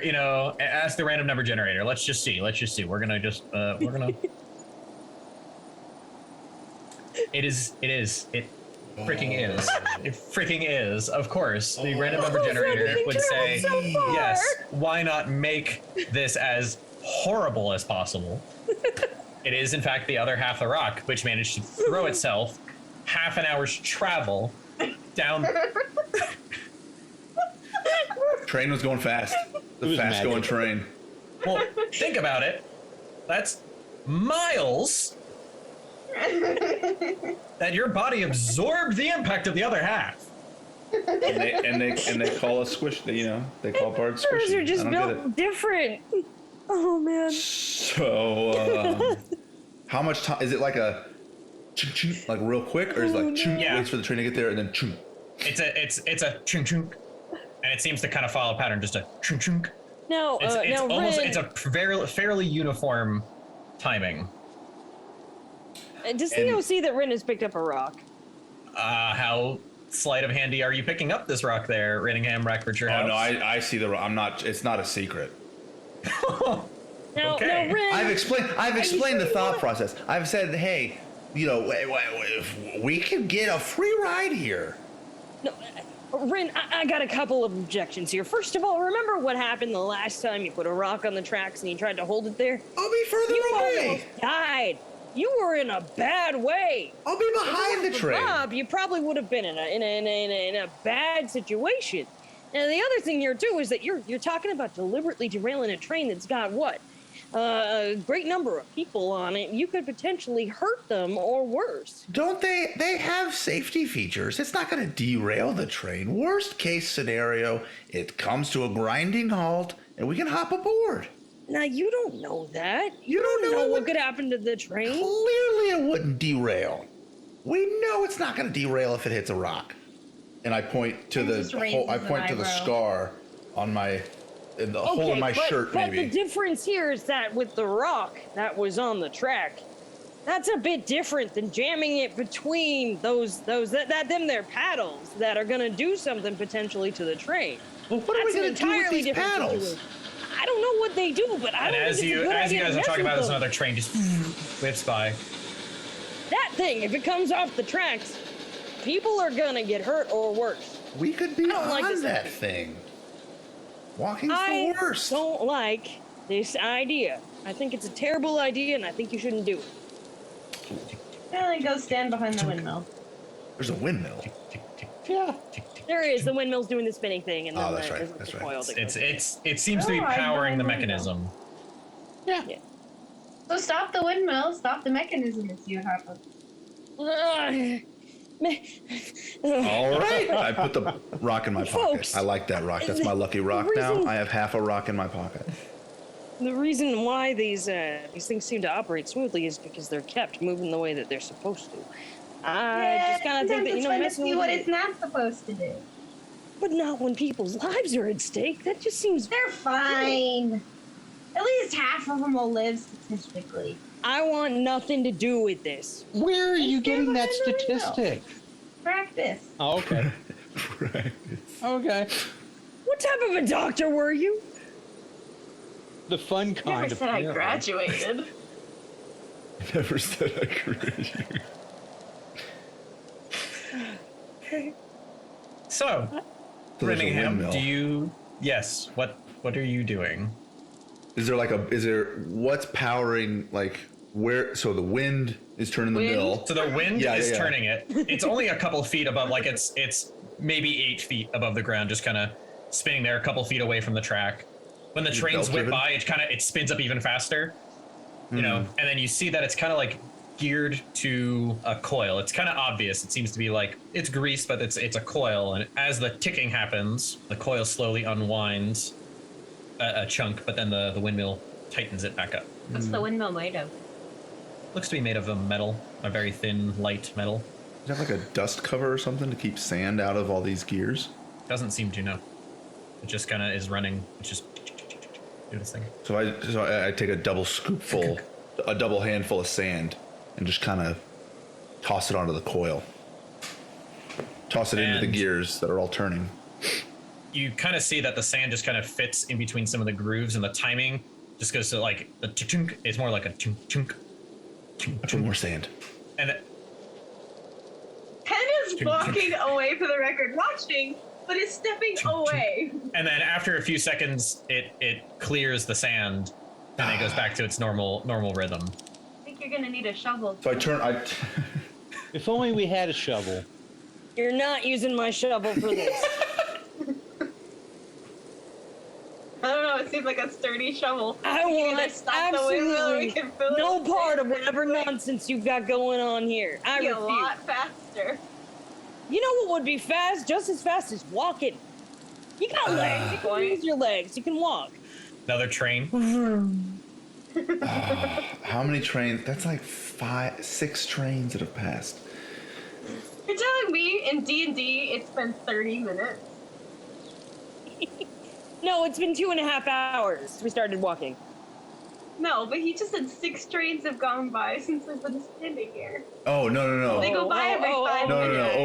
Overall. I say no. They've been going back every 5. Like, it's. I say 5 It's minutes. just doing 5 it minutes. to emphasize the fact that we're taking a lot of time to talk in this. Well, it's also close. It's between each train kind of popping back and forth. It's about 10 minutes because it's 5 minutes. One is always arriving. And so they switch. So it's on the same side of the track. It's 5 minutes. And then when the next one comes in, it's 5 minutes back. So it's about 10 minutes each time a train passes. Well, I still don't like walking, and I go and get back on Penn's back. Penn just falls backwards, So moving my tail carefully, and just falls backwards, and just lays on Rinningham in the sand. It's probably pretty hot right now. it is actually hot. It is uncomfortable. It's not burning your skin, but it is uncomfortable. And also, Penn is much larger than you.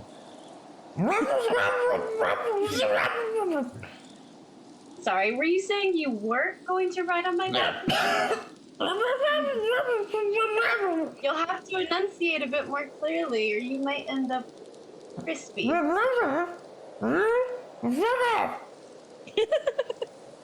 I think I understood that last word. I think I did too, surprisingly. Penn rolls off and walks away. Now that you offered a non-refundable piggyback ride. I can't believe the offer was for me. All right. You know what? If you want to ride on someone's back, you can ride on the back of my backpack. I immediately hop on the backpack. He was going to do it without complaint. He doesn't mind. It's a substantial weight, but after giving piggyback rides to your younger siblings growing up, you're not nothing you're similar. not used to. Yeah, you just right, and it's with your backpack. That's not normal, but okay. The weight's a little further back. It's gonna take a little bit more. Okay.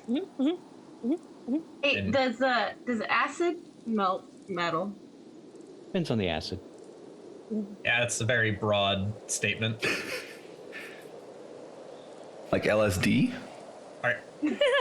It just creates Penn. the illusion of melting metal. Penn, are you wanting to drop acid onto the train track? No, just onto the windmill while we're walking away. Are you doing this secretly, quietly, all by yourself, or are you doing this obviously in front of everybody? As She's behind us. She's the last one there. No one. I mean, unless someone turns around. Finn's the last one in the order, I think. Yeah. Theo's already hoofing it away. Okay, He's so got Theo's Rinningham hoofing it with Rinningham. Then Chlor will keep up with Theo, and that means it's up to Bob. Bob, are you walking with the rest of the group? Okay. Yeah, she's in the back. I'm just trucking along. Having a good time. Penn, how many vials of acid do you pour onto this? Pour unwitting. Do you go it onto the windmill itself? Do you do it into the mech? Where do you do this? Into the gears. Okay. It makes a sizzling noise as it kind of just, continues, but the rhythmic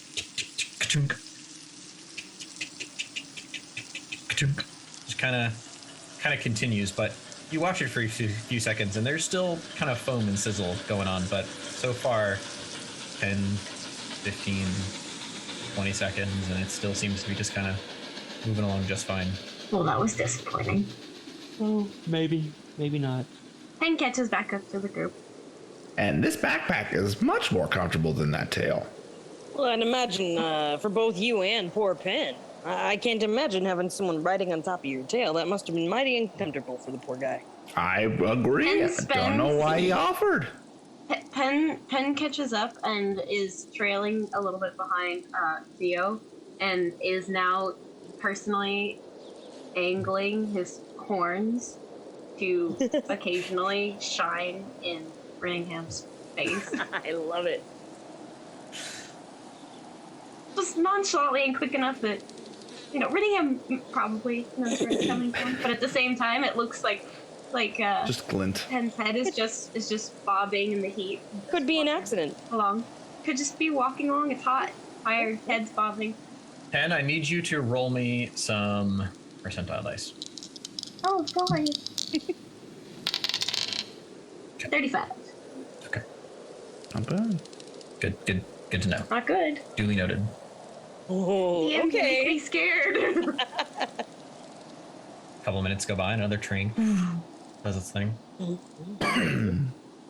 So, I've been thinking. I mean, if we get too hot, at any point, we could always stop and put up camp until it gets cooler and the sun goes down a little bit, and then continue our walking, if it comes to that. Yeah. Every so often, I guess in between the puffs of, I assume that we get a breeze every time a train goes by. Yep, you do get a good. As it goes And by. it's still really hot.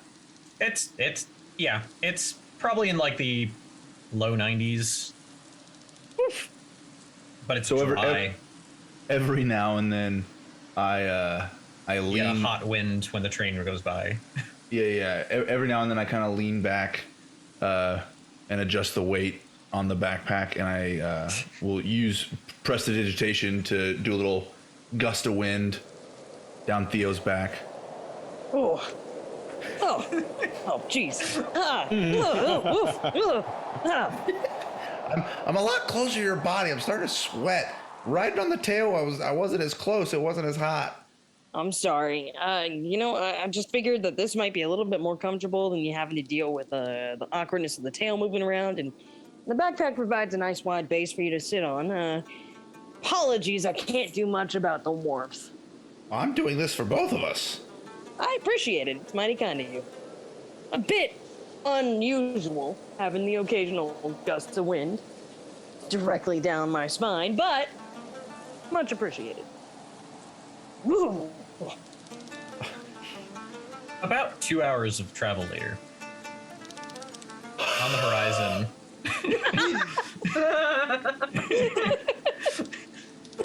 Wait. How tired? Okay, it's been 2 hours. How tired does Rinningham look? It's not that I'm tired. I don't like it. It's hot. So he's not tired. He's just exasperated. Like when and I'm slightly dehydrated. So are we getting towards like exasperation of like paranoia, delusion? No. Okay. Just a little, just slightly short-tempered. Oh.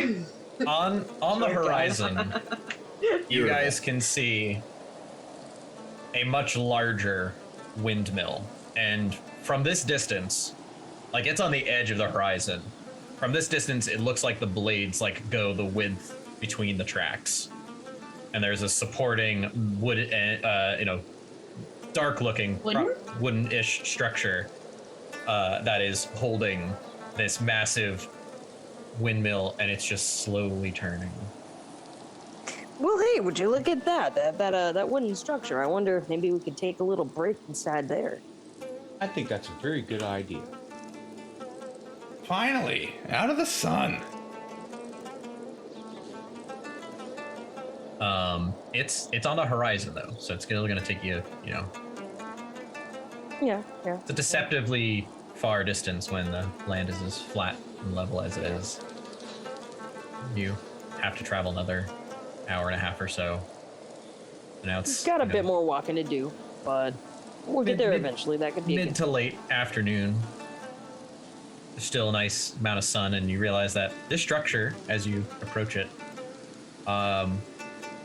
is kind of anchored at the base of a suddenly wider array of tracks.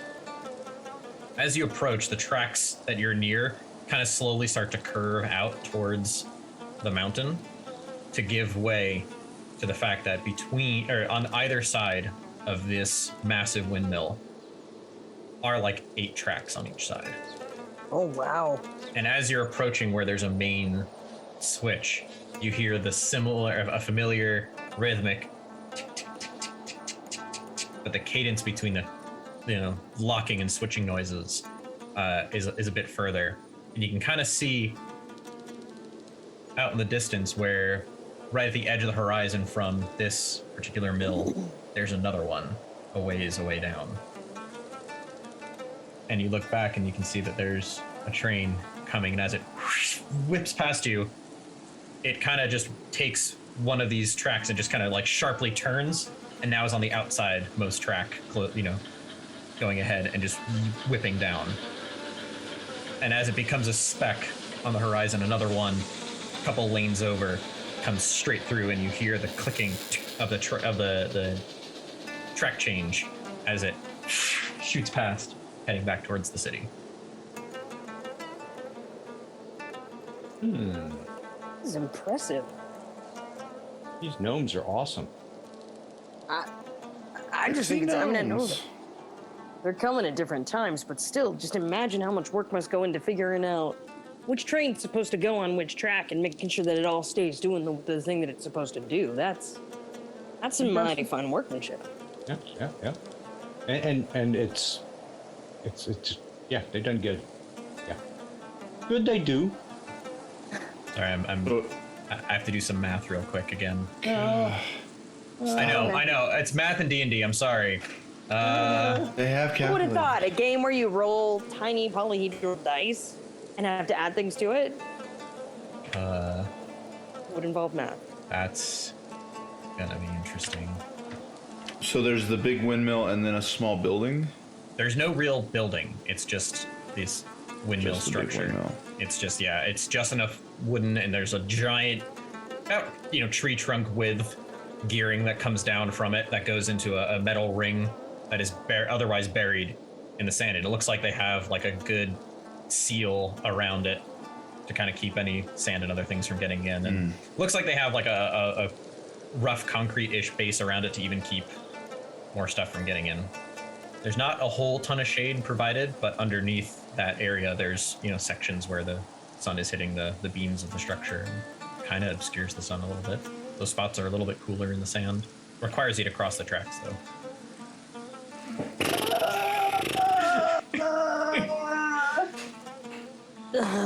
Ticking, just ka-chink.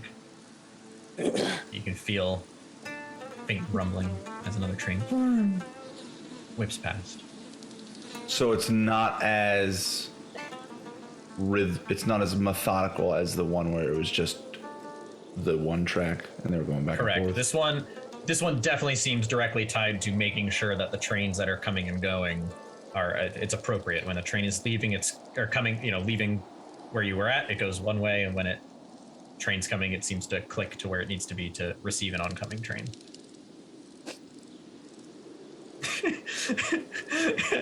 Sam, you just went to a very dark place. I saw it. I saw it in your eyes. You just went to a very dark place. I'm just thinking of how many different ways this could go wrong. It's like the trolley problem, but times 8. No. No problem. Oh, no. So, what do you guys do? Do you guys keep walking? Do you... The width There's no between other the shelter. between the tracks, basically the width between the because there's the windmill and there's tracks on either side. That width seems to be pretty uniform the whole way down. However, the fact that you know it went wide here, about 8 tracks wide, and it's 8 tracks on the other side, you're either gonna have to skirt the side of the tracks or you're gonna have to walk between them. I mean, I'm not even walking, so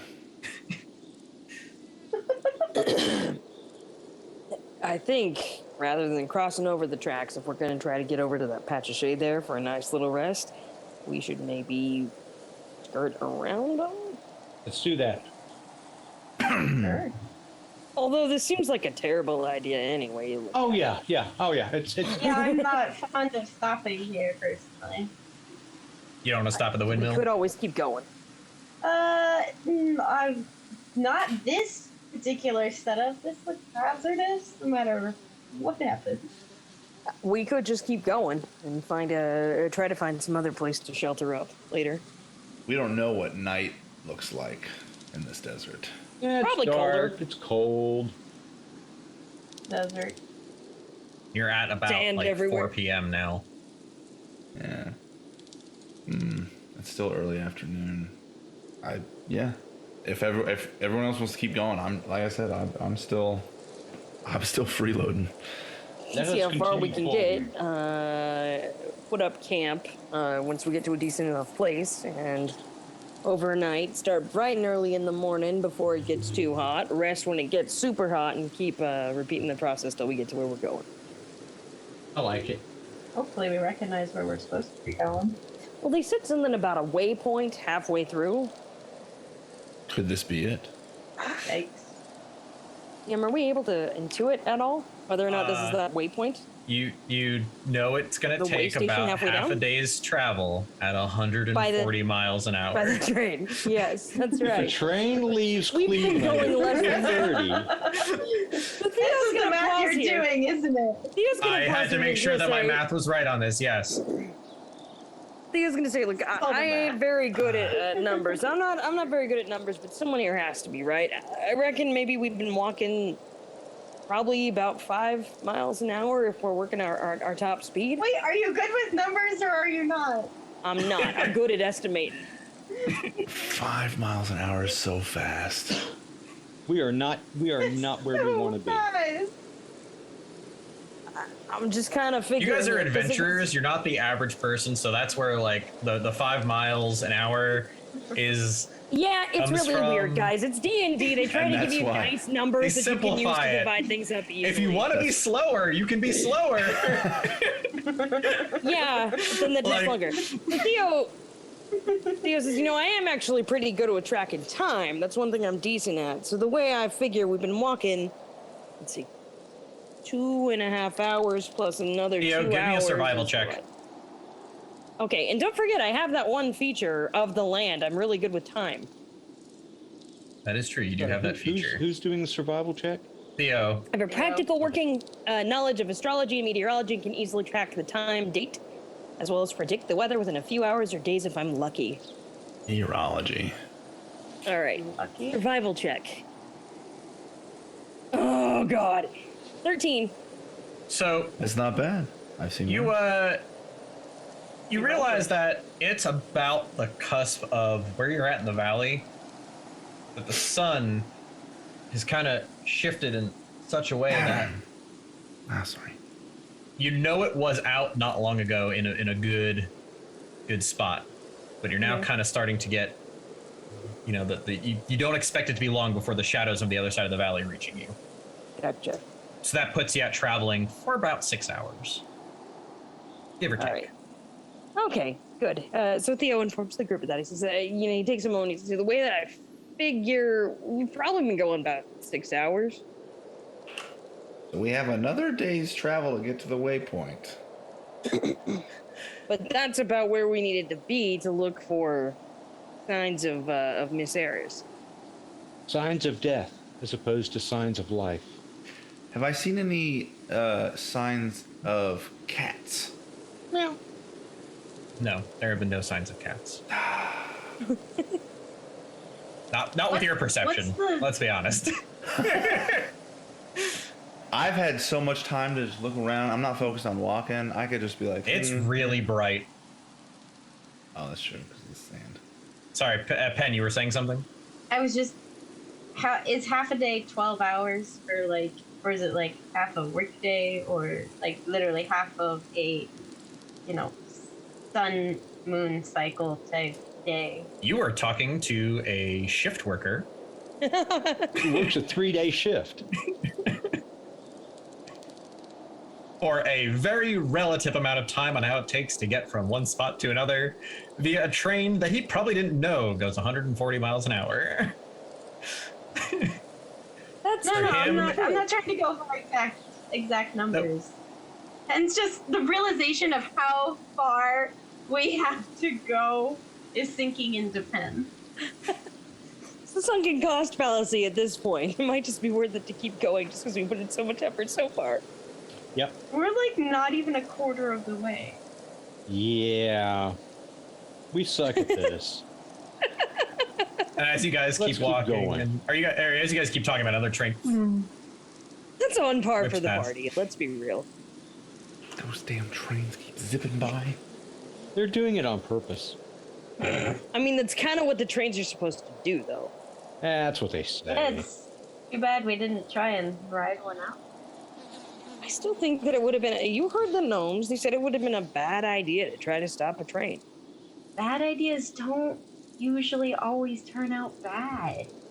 If the people who work on the train are telling us not to stop the train because it would be ill-advised, then I think I'm probably inclined to go with the people that know what they're talking about. I'm inclined to trust them and their judgment. So do you guys cross the tracks and then walk down the center? Or do you guys kind of take the berth of the track knowing that they're like, it's railroads, so it's 8 lanes of railway. You can go around, I don't care. I just want to make sure I know which side you're going on, because it's gonna matter and I need to know. I'm okay with either way.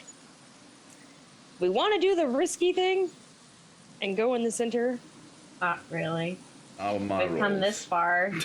Dying seems like a bad idea.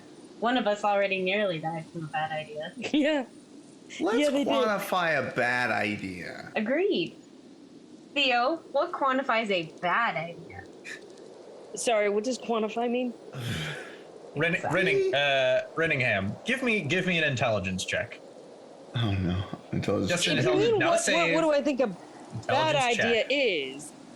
A bad idea is something that carries with it too high of an inherent level of risk to yourself or to other people to be something that you should consider when either a simpler or less risky solution is possible. Who told you what quantify And means? Sometimes a bad idea is something... Again, did someone explain to you what quantify means? Is something that... Who volunteered? No one told me what quantify means. I don't know what that word means. I'm just saying that if you're asking what a bad idea is, my understanding that's what a bad idea is. Sometimes a bad idea is also the thing that hurts people. Rinningham? Morally speaking. Sorry, DM. Metaphorically. Realize it's about 10 minutes between a train going by and a train coming back. Oh. If you wanted to cross the tracks, you've got about 10 minutes. After the train passes. We have plenty of time. We just cross right after the first train. Right after a train goes by, we cross, and then we're fine. Okay. Okay, we get it. All right. Okay. All right. Sure. I think that's possible. As you guys go over the train tracks, right after a train whips by, and you hear the clicking as it just shifts in. At the speed it's going, it's kind of surprising that it doesn't completely tip, because they just kind of shift and go. They just keep going. Theo, because you are carrying someone on your back, give me a dexterity saving throw. All right, a deck save. Okay. Pop up. Okay. That's a 16. All right. You manage to, as you're walking over and you try to avoid the rail on getting going, and you're walking along and you kind of notice there's some interesting pitting on either side of the railway ties, where some of the sand and some of the gravel is kind of like given away, probably from the weather and all that type of stuff. It happens. And as you're approaching the other side, you realize how much you've been paying attention to the ground beneath you, and trying to also balance the weight of Rinningham, who's just like trying to make sure that his assumption was correct, looking both ways down the track. And you manage to not slip as you go the other way and get back entirely over the track. Oh, thank goodness. You're fine. You're totally fine. All right. Great. You were going to make it anyway. It was just to make you nervous. He's trying to make me nervous. He's paying me back for what I do to him whenever we play. What happened? I was just making Nothing. Sam nervous. Well, Theo died. Theo got hit by a train when flying 50 miles off in the other. We're fine. Nothing happened. He got turned into pink goo. All right, can so you wash guys his chicken with are them. now in the space between the tracks and only, a couple of yards from this massive structure. And you can actually now, as you've gotten closer, but now that you're right there, you can hear the woof, woof, as each of the blades just kind of turns, and the bottom of the blade is still like 20-something feet above your head. It's just freaking huge and just.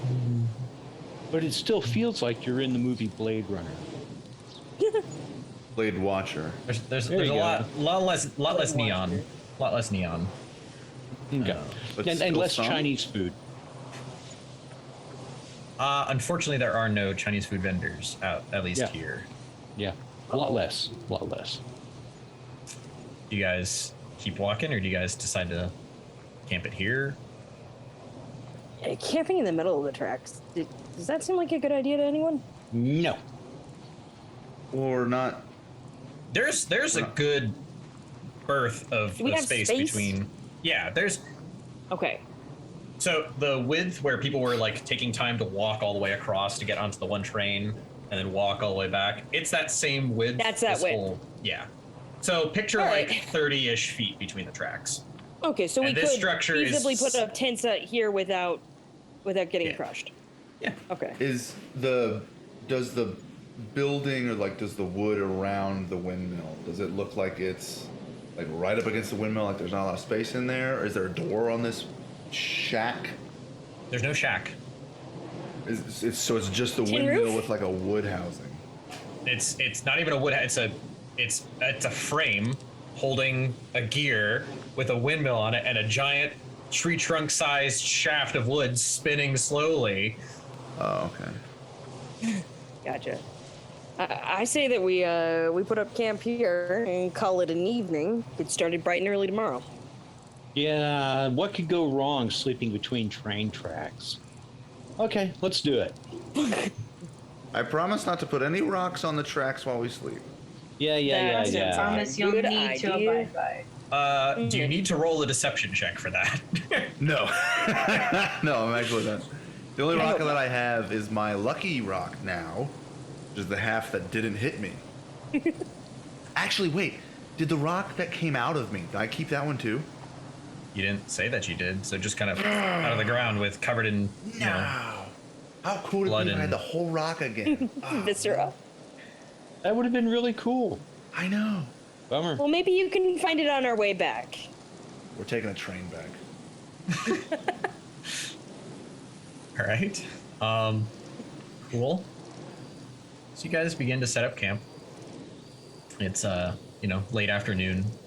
Sun is slowly shifting as you guys set up, and as the shade slowly approaches, it's like a 10-15 degree difference if you touch the sand that's in the shade and touch the sand just beyond the shade. That's how much heat there is in the spots that have the sun. It's a detectable physical difference. Now, standing out in the midday was freaking hot, but now it's dropping down to the 60s, getting nice and cool. Just as you guys get ready to, eat and chill for the night, you feel on the ground almost like an earthquake, a substantial rumbling, and you watch as a ripple on the track to the right back towards the city just buckles and bows. And the mechanism next to you just pops out of the ground and explodes, and the windmill up above you starts spinning about twice the speed. No! And you can hear it grinding about 15 feet off to your right, underneath where that mechanism was going. Oh no! We should move. We should move. And that is where we're going to stop for tonight. Oh dang! And Why do we always end like right when something's about to like fall or I collapse? wonder or... what happened. Who knows? We don't What know. do we think happened? We don't know. We saw nothing. None of you know. know. I don't know. Maybe. Who knows? Just something happened. That's You all. can't suspect me. You don't know. No, no, nothing happened. I can suspect. I suspect you heavily. Rinningham has no idea what's happening. Yeah. Oh, great. Golly. Well, thank you, DM. That was super Outstanding. fun. That was tons of fun. It was a good way to end a Almost session. dying just really brings it back. oh, come on, that was the best. You Take were 6 piercing warned. damage. Oh, look, you're nearly dead. I thought there was going to be like a death save in there. I was worried. It was a D8, and it was 6 at, yeah. That was rough. Yeah. Could have I mean, been. it's a single projectile, and so I was looking at like, okay, well, what is it? You know, What's when the your max standard, a single projectile, improvised like your standard like projectile. flintlock pistol is either a D6 or a D8 on the base damage, and so I was like, okay, well, let's go with the fact that it's a train car, weighs as much as a train car, and it's just a rock. And you're in sand, so it's like a sandstony type rock. So it's just gonna, Ding. yeah, because physics. Because it's a rock. I would have honestly laughed really hard if I dropped you to 0, though. I'm not gonna lie. I just and hit the ground. Yep, just right through the chest, just poof, and he's just on the ground, just bleeding out, just like no, instead you get kidney shot. I have so much more to do though.